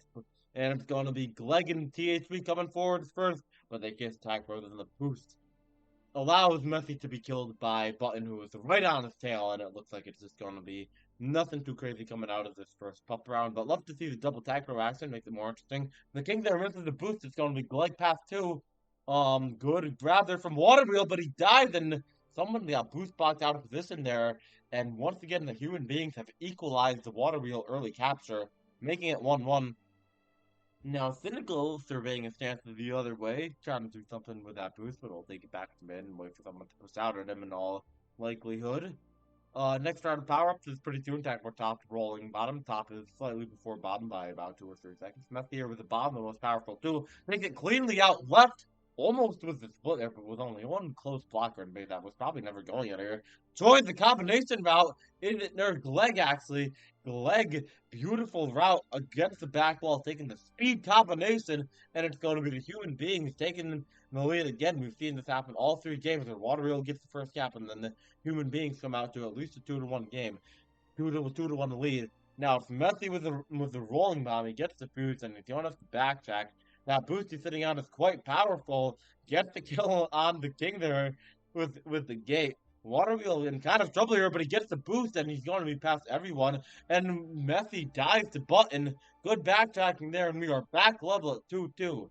Here comes Balanka. Oh my god, getting through the gate with that one tile of space at a high rate of speed. That was pretty impressive there, but getting tracked down in the back to the base.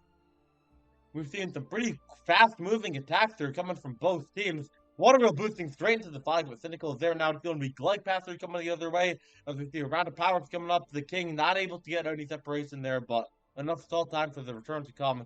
Oh, Waterwheel almost getting that attack row with his juice. The pups are almost chained, but it's going to be Joy with attack row. It's going to be leading Glegg out of base here. Blanket here trying to hold Waterwheel on grab with the juice. Messi pushing off Breeze, getting nub-step briefly, but Glegg not in any real danger there with attack for protecting. Can the King hit the boost? No. Blanket is on flag tile. Waterwheel with the snipe.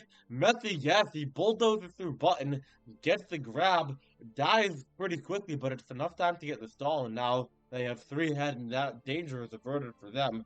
Blanket, though, doing some pretty crazy stuff with these boosts. Cooking Joy there in the corner, causing Joy to miss some snipes. Extra saucy tag throw being played by Balanka as we are about to see the next power round. Bot is late around 3, top around 7, rolling top. Bot juice that bottom, kind of clearing out the defense here. It's a free grab for Cynical, which means everyone will go for pup, and it's going to be a pup sweep for the human beings. Glegg with the rolling bomb grab after Cynical quickly dies with the flag now. Glegg, will he be able to do anything? The boost squad, is he using timers there? Or did he just know it? Wow, what amazing timing there by Glegg, and he quickly makes it to base. Doesn't even need the rolling bomb to get the 3rd cap there, and human being back in the lead. Now it's Joy coming around town, trying to get that one to fall, but Waterwheel with another good grab. But the chances don't stop coming there for either team here. Glegg going to be forced back into Blue's base. Trying to do something with the bomb, and the King also doing something with the bomb, getting a grab with plenty of space to work with. But good contain being performed here by the offense. Not good enough anti though. But Waterwheel kind of controls the boost. Blank takes the pass 3. Can he go off the back wall? Blank pushes through another bulldozer move by Blank, playing really well this game, but can it be Cynical? No, it's the Waterwheel using his juke juice that he just picked up to beat Cynical to the flag tile, barely preventing that forced capture coming in there like a race car, using that power up to the best of his advantages. Now he has to use it to hold, and it's Joy protecting with a tag throw, but the King knew exactly where Cynical was there, maybe good comms, maybe just good anticipation. Waterreal there, baiting the two lower attack coin players there for the human beings, and now suspecting his chances at the base, probably going to die there in the corner, but it's a free regrab for Button, who has back wall, but he doesn't know it. Instead goes for the straight in. If he asks where he can go there, he can probably go off the back wall and get the capture there. That route is there a lot on this map, especially because it's hard for OD to see that coming from all the way across the map. Now it's Blake trying to take that route the opposite way. Ball anchor there. Beautiful OD, beautiful comms there. You knew right away. Waterwheel was the third juke juice in a row, and it's finally a pup three for YGG. Don't know if they've had one all game yet. And King working his way with the roll, and Cook's Joy getting to that boost. Leg was a mistake, but just kind of bulldozing his way in with a rolling water wheel almost there with the combination. It's hard to hit that combo straight into the flag tile that way, and eventually he dies. So many quickly created chances on this map that just come out right away. Waterwheel just somehow goes back and dives, and there we go, another one of those quick chances. Like somehow getting himself across the map with that boost. Waterwheel weirdly dying to the gate, and it's going to be 4-2 in favor of the human beings. With just over 2 minutes left in this game, Tag Pro Juice coming up next round. Can Waterwheel win his fourth juice in a row? Don't look like he's going to go for it. Top is early. Messi going to pick it up for free, but YGG smartly doubling the tag pro, and they're going to get there with the king. Can they do anything going forward with the tag pro lead? Messi on OD with the juice, but the king just steamrolled into him, but it's the leg coming from all the way across the map to get the last second save on that capping chance. It looked like YGG was going to bring it within one, but like coming out of nowhere, like LeBron James in Game 7 of the NBA Finals against the Golden State Warriors against Andre Iguodala to get that save. Just over a minute left here. YGG going needing two caps to equalize here. And anything can happen on this map, as we've seen all these quick chances being created. Same pups as last round. Tag bot juice top coming up, and they're obviously going up to win at least the tag pro here, ideally both. It looks like they're not even going to go for the juice, instead opting to triple the tag pro. Messi picked up the juice on 5 for free, and it's going to be Balenka, who does win the tag pro successfully. Can they make anything out of it? No, it's Gleg using the team tile, rolling on through and getting the return there on I think that was Waterwheel. Messi there in danger with the juice, but Button there, I think, took his own guy off the boost, and Messi's going to live at least for now. Button does track him down. Leg there, having the handoff blank and not getting back quick enough in time for the anti. Now it's the leg briefly on the flag tile. He's going to take a step back. 20 seconds left. It's probably over here. Waterwheel. Oh, I thought he was going to get flag tile for a second there. It's actually going to be Gleg who captures the other way off. It was a pretty strange regrab there. And there we have it, folks. The human beings bouncing back from the game 2 defeat, and they're going to get another one for a good measure. Bouncing back from the game 2 defeat on Merrill to take that one convincingly on Sardonica 6-2. A very bam game. Chances being created. Left, right, center within 5 seconds you can get across this map. Sometimes even less. There goes Gleg. 5 captures at 13 returns, 3 power-ups. Most valuable ball of that game for sure. This is the kind of map that you would think plays to his strengths. An impressive performance by him. He got multiple ball of the series shouts pregame. Yeah, a 6-2 victory there for the human beings, which means they are. I never get this right first try. Means they are going to go up 3-1 or not 3-1, 2-1 in this series after Game 3, going into Game 4. We are going to do awards now, I believe. Good time to do it. About halfway through the series in game 3. We're going to transition to awards, whether they like it or not. And I've informed the group that we're going to do that.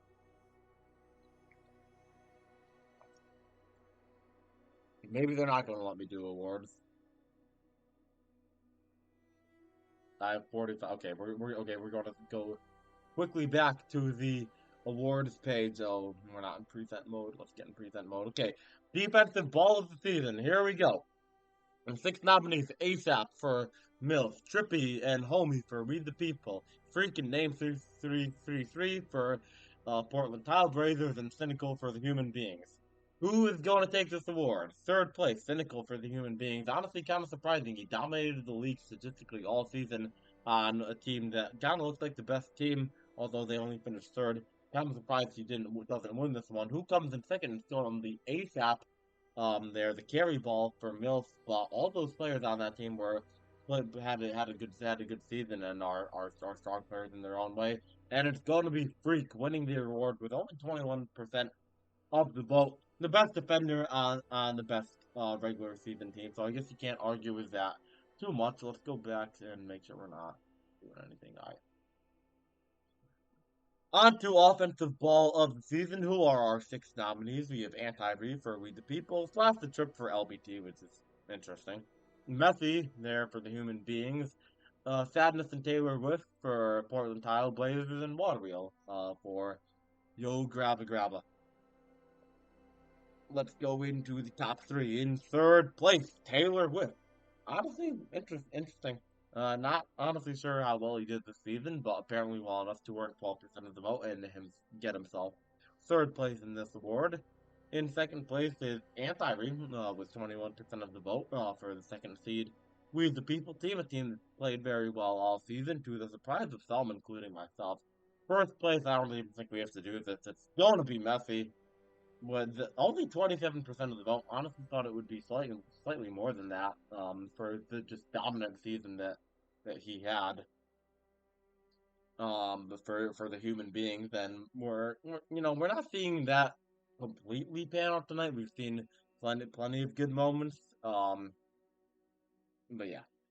Now into most valuable ball. Who are our six nominees? We got Anti-Re, ASAP, Homie, Messy, Freak, and Cynical. All names that we have discussed for previous awards already. Who is going to win the most coveted prize in the Major League Tag Pro awards ceremony? Well, it's not going to be Freak, but doing well there to come in third place. Best player on the best team is typically the criteria for the award. Then, whether you think Portland Tile Blazers was actually the best team or not, matter of fact is they finished in first place. So I guess the only way to objectively evaluate them is yes, they were the best team this season. In second place, only for We the People, best player on the second place team, an ironclad defender, accurate sniper, and not as bad of an offender as you might think. In first place, for most valuable ball of season 33 Major League Tag Pro, it's ASAP. For the fourth seeded MILF Manor team, do it all ball, contributes on O, contributes on D, a great coach. I don't know if I would say this is a deserved win for him, considering the quality of Sin and Messi, but if I guess if the criteria is who is most valuable in the sense of, oh, if you take them away, their team goes down the most. I guess if that's the criteria, then ASAP can win that one. So there you have it, folks. The awards, and let's get back into oh my god, okay. Looks like we missed a full minute of gameplay uh for that. Shit. Okay. Well, thankfully no one captained that. My apologies for missing that. I had it open on the other tab, but I didn't I think it like froze or something. Regardless, that was just cynical. You saw getting the first cap for YGG in that one. Let's restart, or not YGG, for the Human Beings in that one, coming off of some power-ups, and it's messy pass three. Blank though, good OD, good positioning there. I also gotta briefly update the scoreboard. There we'll do that more succinctly when we have more downtime. Another round of power-ups coming up here. The double rolling is a common theme in this series, though. Well, they're somehow living with two people fighting for that top up for human beings there. It's gonna be the king here with rolling grab, Gleg without rolling grab. And the king is smartly going to push forward. We are on Moonbase. We have had double spacebar there. Moonbase is a map, the map that both teams have done quite well on all season long. Messi coming in, another good piece of OD by Balanka. Smart positioning, obviously good comms by his team. So you know where they are. Okay, let's quickly get the colors up on the scoreboard while we have some downtime in the game. Um, red and green. Back to the action. Another round power ups are coming up here. Attack robot. Top is Juice. Waterville with a grab. He took Cynical to get past who, but Gleg is also pretty safe for the time being. He has enough step here. Messi, though, can't track Waterville down with the Juice, and Messi actually going to die. Danger here for the human being. Cynical almost getting that, but going to be Waterville starting the scoring for Yo Grab as he's done in all 4 games this series so far. Ballanka gets the flag pro kill.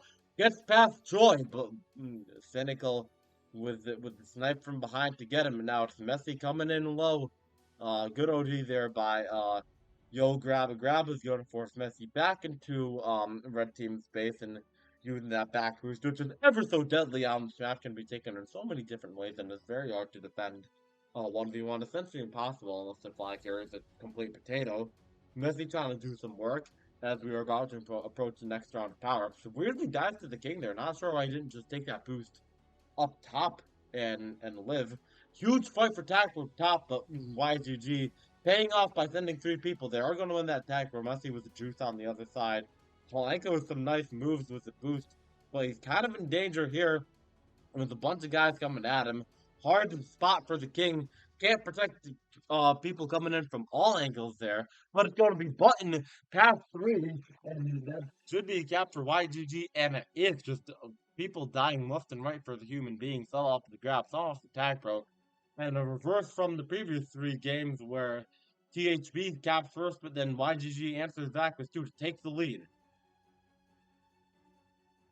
We always love Moonbase, and it's Messi past 3. Ballanka coming from behind. Another clutch play from Ballanka, preventing the cap. The king almost there, splitting past everybody.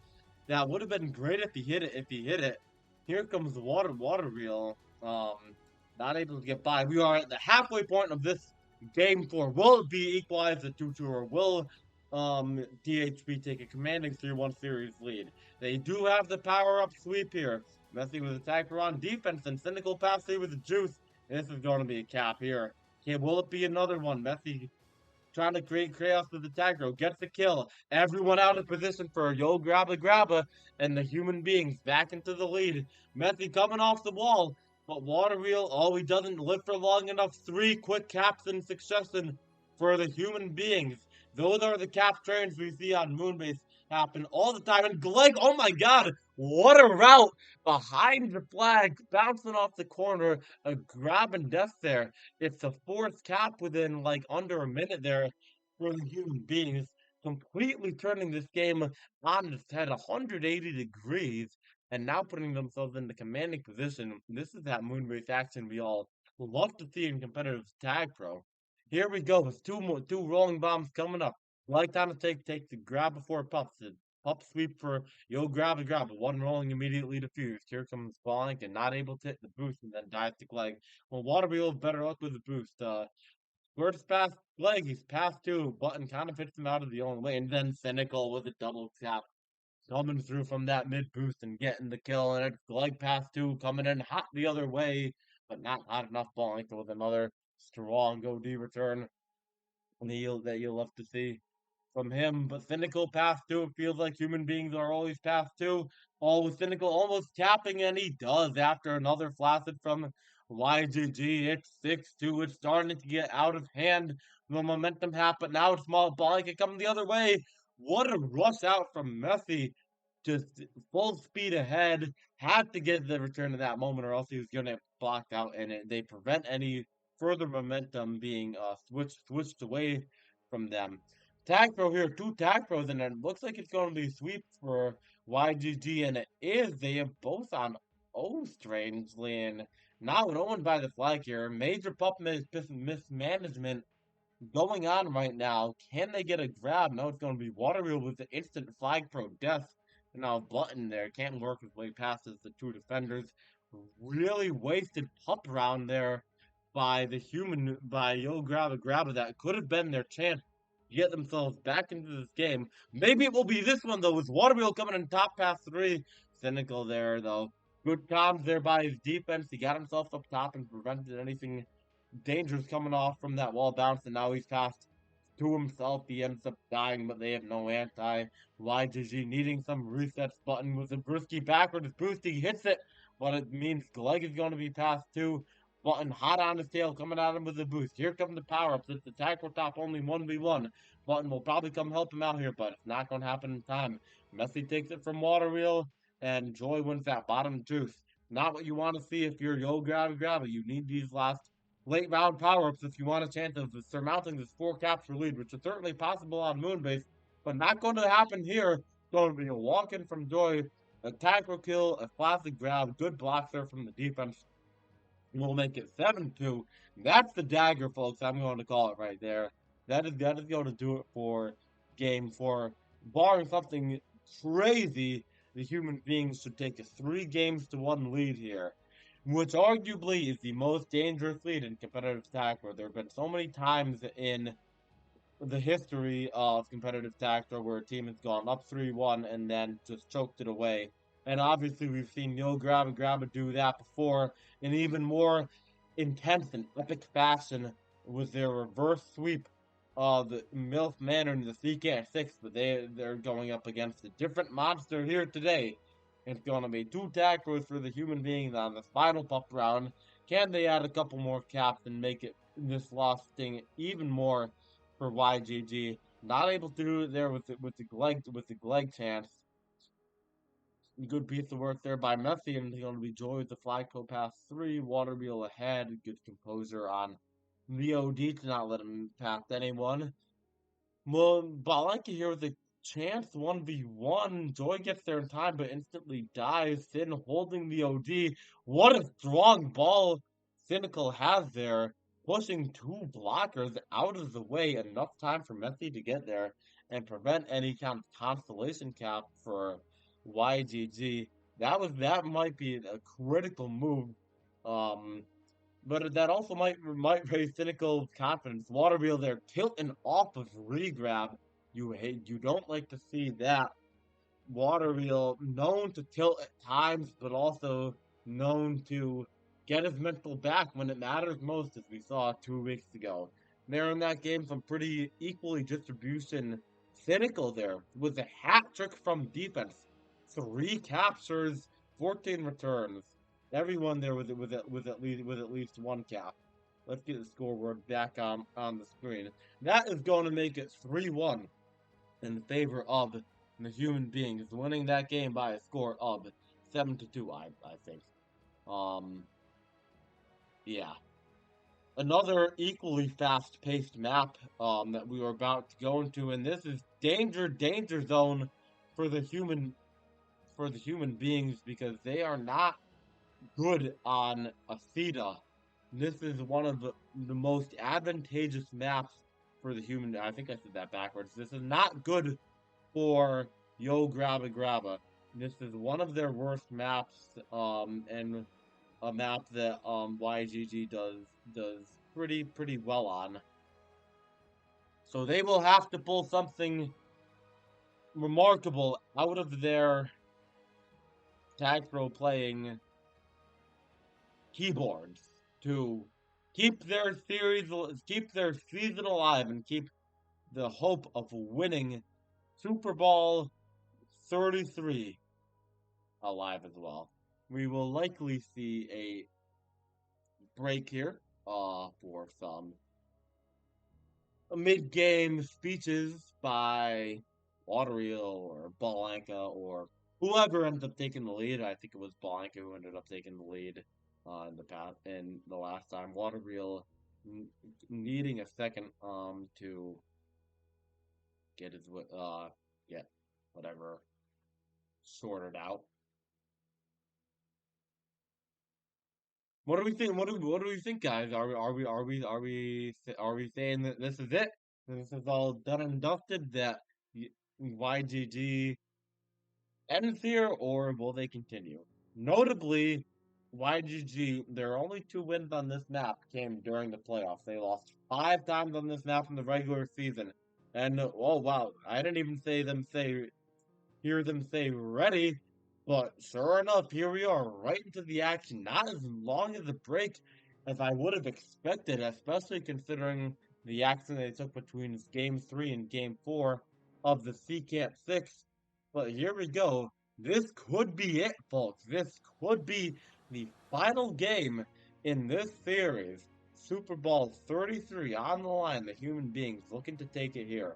YZZ looking to show their resiliency. No better time, no better and more severe circumstance to do it.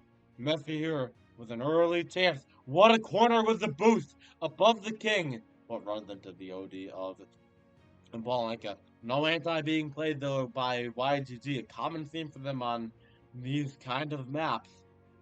Leg there going to be patient, waiting for Button to push back before he advances any further. Going for the bomb off the wall. It was there, but he took it slightly cleaner. Waterwheel in some danger. Cynical is going to get the kill, and Glegg is going to get the kill on the King with a gate. Now Balanka, oh, he can't survive Joy, and Glegg with the early capture within the first minute. Getting the human beings up on the board. Not the start you want to see if you're grabba, but Waterwheel, he has the straight in. No, he actually smartly goes off the wall there. The angle for straight in was probably not there. So he takes it off the wall. It's Cynical coming the other way. Balanka with the spacebar prevents the cap, at least for now, but Joy's Tacro prevents anyone further coming up for YG, and it could be another one here. The Joy Tacro doing some damage. Messi just rolling it in. It's 2 quick caps in succession. We saw a major cap train last game for the human beings. Will the bleeding stop here for YGG, or will THP continue their onslaught? It's Glegg here with the flag. He's going to get the left boost off the wall, and yes, it is 4-1. Another cap within a 1 minute time period. And now could be another one here with Glegg coming through the gate. Blanca does get the kill though, and Messi probably dead here with the king right on him. A critical reset for YGG, but they are on the ropes early. It's Glegg coming in again, and I don't think they can stop him. Wow, 5-1 already. We're just over 2 minutes into this game, and the human beings already have a commanding lead against Grabba.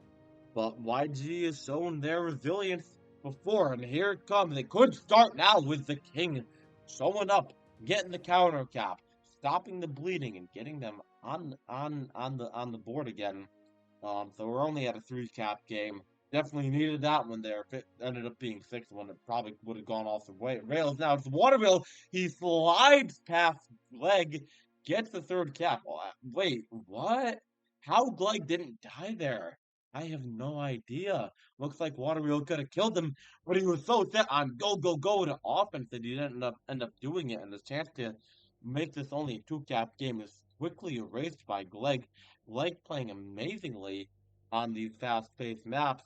Here we go, another round of power-ups, the classic double rolling for this series. And it's going to be a split with Joy and Button getting them. Joy instantly diffusing off of the spike. Button with the rolling reek, kind of. Looks like Waterwheel's not going to force anything though, and they're going to try to use it another way. Good backward snipe there from Ball, because those are the kind of plays that they're going to need to take on this map. Those kind of risks. Joy coming the other way, not able to do it. With those backwards boosts, that's what works on this map. And to come back from a 3 capture deficit, you got to take some risks. You can't just play safe. Wow, what a timing snipe by Joy. And it's going to be another cap. I believe that was another cap for Glegg. Now it's Button coming the other way. The king there missing the snipe on Glegg, but it doesn't matter. The bounce means Button's going to get capture number 4.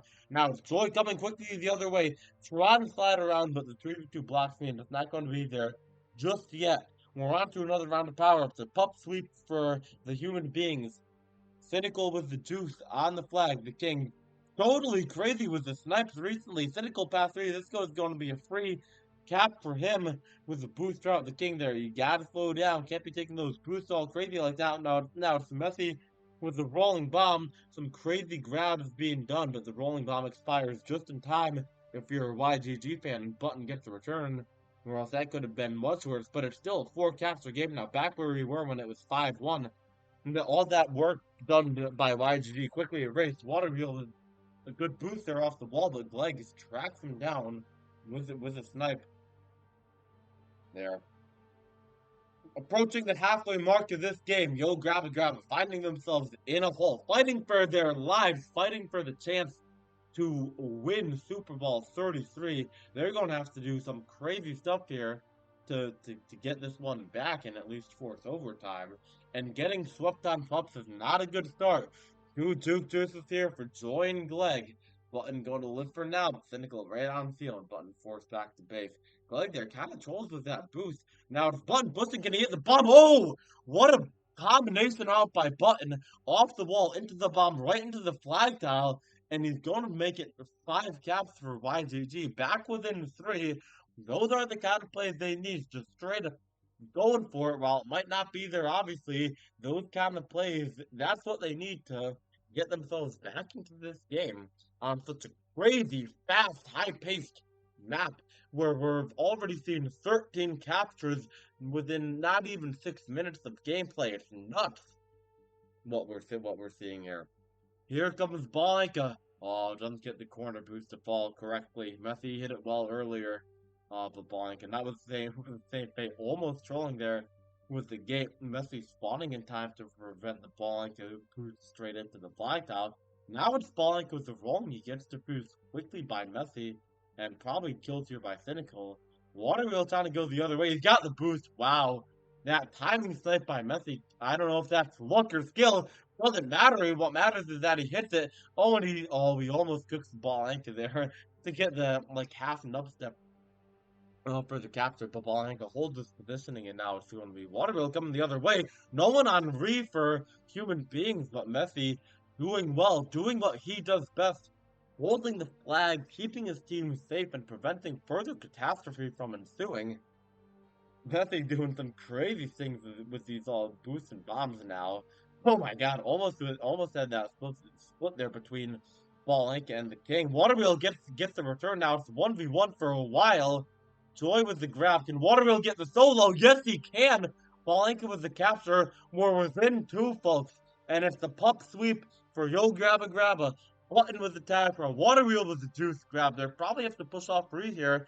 Button barely misses Messi. What a bomb by Waterwheel. Oh, but it's Glegg the other way. He's going to be safe for quite a bit. Someone's going to have to come at him because they have return for cap. Glegg there with that bomb means he's going to live. Waterwheel, good bomb. Surprised he didn't get gated there. Looked like either of those 2 guys in base could have gotten the gate, but Waterwheel lives on. Now it's Messi with the flag for the human beings. Button almost hits that snipe there. Waterwheel hiding in the gate with Blanca protecting him. Like a scared dog during fireworks being protected by their owner inside of the house, that was. 2 minutes left in this game. Juice right. Rolling bomb left. YGG will have to keep winning these if they want a chance. Critical kill by the King there on Cynical. And it is indeed a pup sweep. Juice and rolling. Button with the rolling grab. Domino with the D-restriction, but that's perfectly fine with the rolling. Waiting for the boost to spawn. It's not going to. He gets defused by Cynical, but it kills Cynical. Now Button with the bomb. Takes it off the bottom wall. He has under. Wow, he was way too slow there. I think if he just rams it in underneath, the blocks were there for that to be a cap, but he didn't see it in time. A lone opportunity for Yo Grabba, and that's those moments that define games, define who ends up taking them.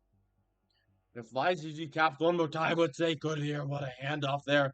Blanca with the bomb off the bump, but doesn't convert off of it. Now it's Glegg going the other way. Oh, with a cool shot.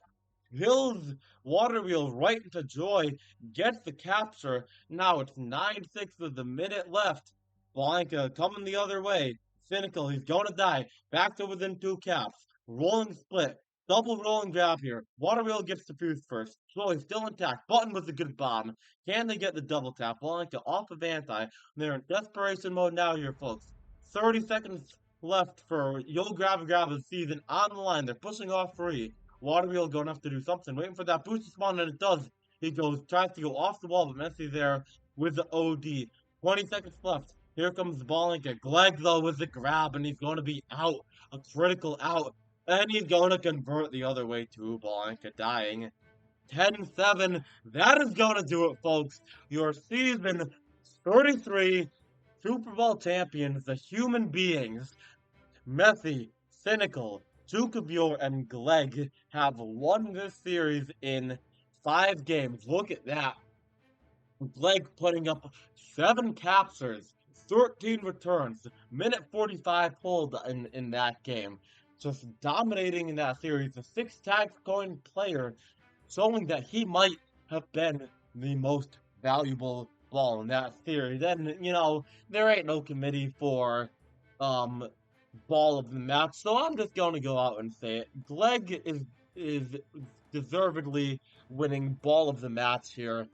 So many good performances, especially on those high-paced maps where it could have gone really any way for either team. And you saw some good comeback opportunities that Yo Grabba Grabba instituted, but Glegg always had the answer, always had the fast play, so many caps, so many returns. Glegg is your ball of the series, folks. What a series we had, man! So many high scoring games. Transilio, the remix of Transilio, you never see 6 caps on Transilio. Merrill 8 caps, that's pretty high. Sardonica 8 caps, also pretty high. Moonbase 9, pretty expected. And then Exceed 17. There, I know there's no over-under for this series, and there's no tactical sportsbook, but if you had the over on total caps, I'm almost certain that you would have hit it for the series. And the human beings, though, deserved winners of Super Bowl 33.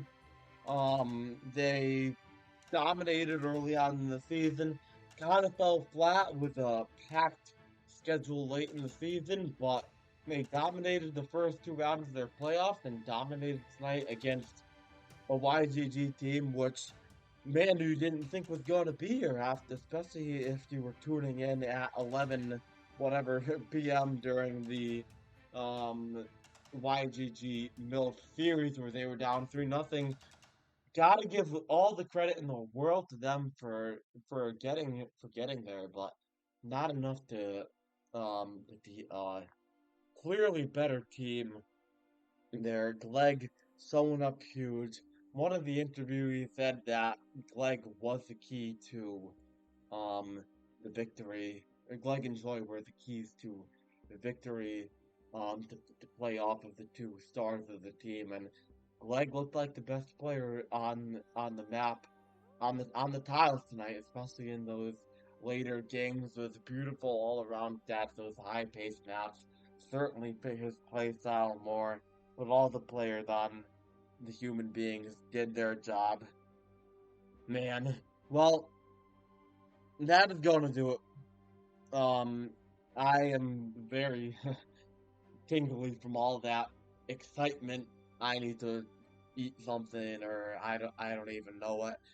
I really do hope everyone who was viewing enjoyed the presentation of Super Bowl 33. For those who watched the pregame, I hope you enjoyed that and all the interviews and the hype videos and the stats, and I hope the presentation of the actual gameplay was satisfactory to everyone, and I hope I made it hyped with the commentary and the background music. And I know my graphics aren't as good as, the plastic chips and the sharpness of the world, but it's always a work in progress, eh? Thanks to both of the captains for letting me agreeing to let me stream this game. And after the SUPERBALL ends, I will have some words to say about my future in the competitive tag pro community, which is the main reason I wanted to stream it tonight, as kind of one of the final acts. But more will be said about that later. That does not take away from the main storyline of the night, which was, of course, the human beings winning SUPERBALL 33. Messi getting himself, I believe that's another ring for him. I guess we can quickly jump on to Tag Pro League and see how many rings these players have won already, because I don't know off the top of my head. I probably should have had that prepared already as part of the pregame. Looks like so Messi won in season 26 with okay, or maybe that's season 21. I can't read these Roman numerals. I think it was season 26. Season XXI, Messi won with with ranked thugs. He won with Converse Ball Stars in season, God, 23? No, 27? 27! And then he won season 30 with Holden Gay Warriors. I don't remember who was on that team. Cynical, definitely his championships. Actually, it looks like he only has one. So that's SUPERBALL 19 with Fire Breathing Rubber Ducky. That was a weaker season of majors, but still one that is better than this one. That was Cheetos Rule, Megatron, Cynical, and Riff. That one. Bjor, I remember he won minor season 18 with Sundown, Q42, and somebody. This Cap Hazard. He won Super Ball 20 with Yak Boosters and Fly. I think that was Fly, Might, Dino, Joy, and maybe Water Reel as the final one. And then he's also credited for Super Ball 18 with the Holy Seahawks. He was their fifth ball that season. And finally, for the ball of the series, Gleg himself.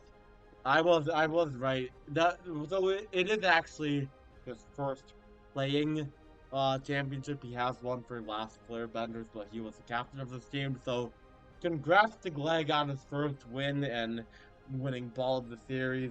An impressive performance by him. So yeah, that is actually now going to do it for this stream. Again, thanks to everyone for watching. Thanks to the two captains for allowing me to stream this game, and it's been a great run in competitive tag pro. Honestly, wish I'd streamed more than this, because it is quite fun doing this. And most of all, thanks to everyone who tuned in at various points throughout the night and got to experience the stream and make the competitive community the beautiful thing that it is. So, signing off for perhaps the last time in verbal form. Good night.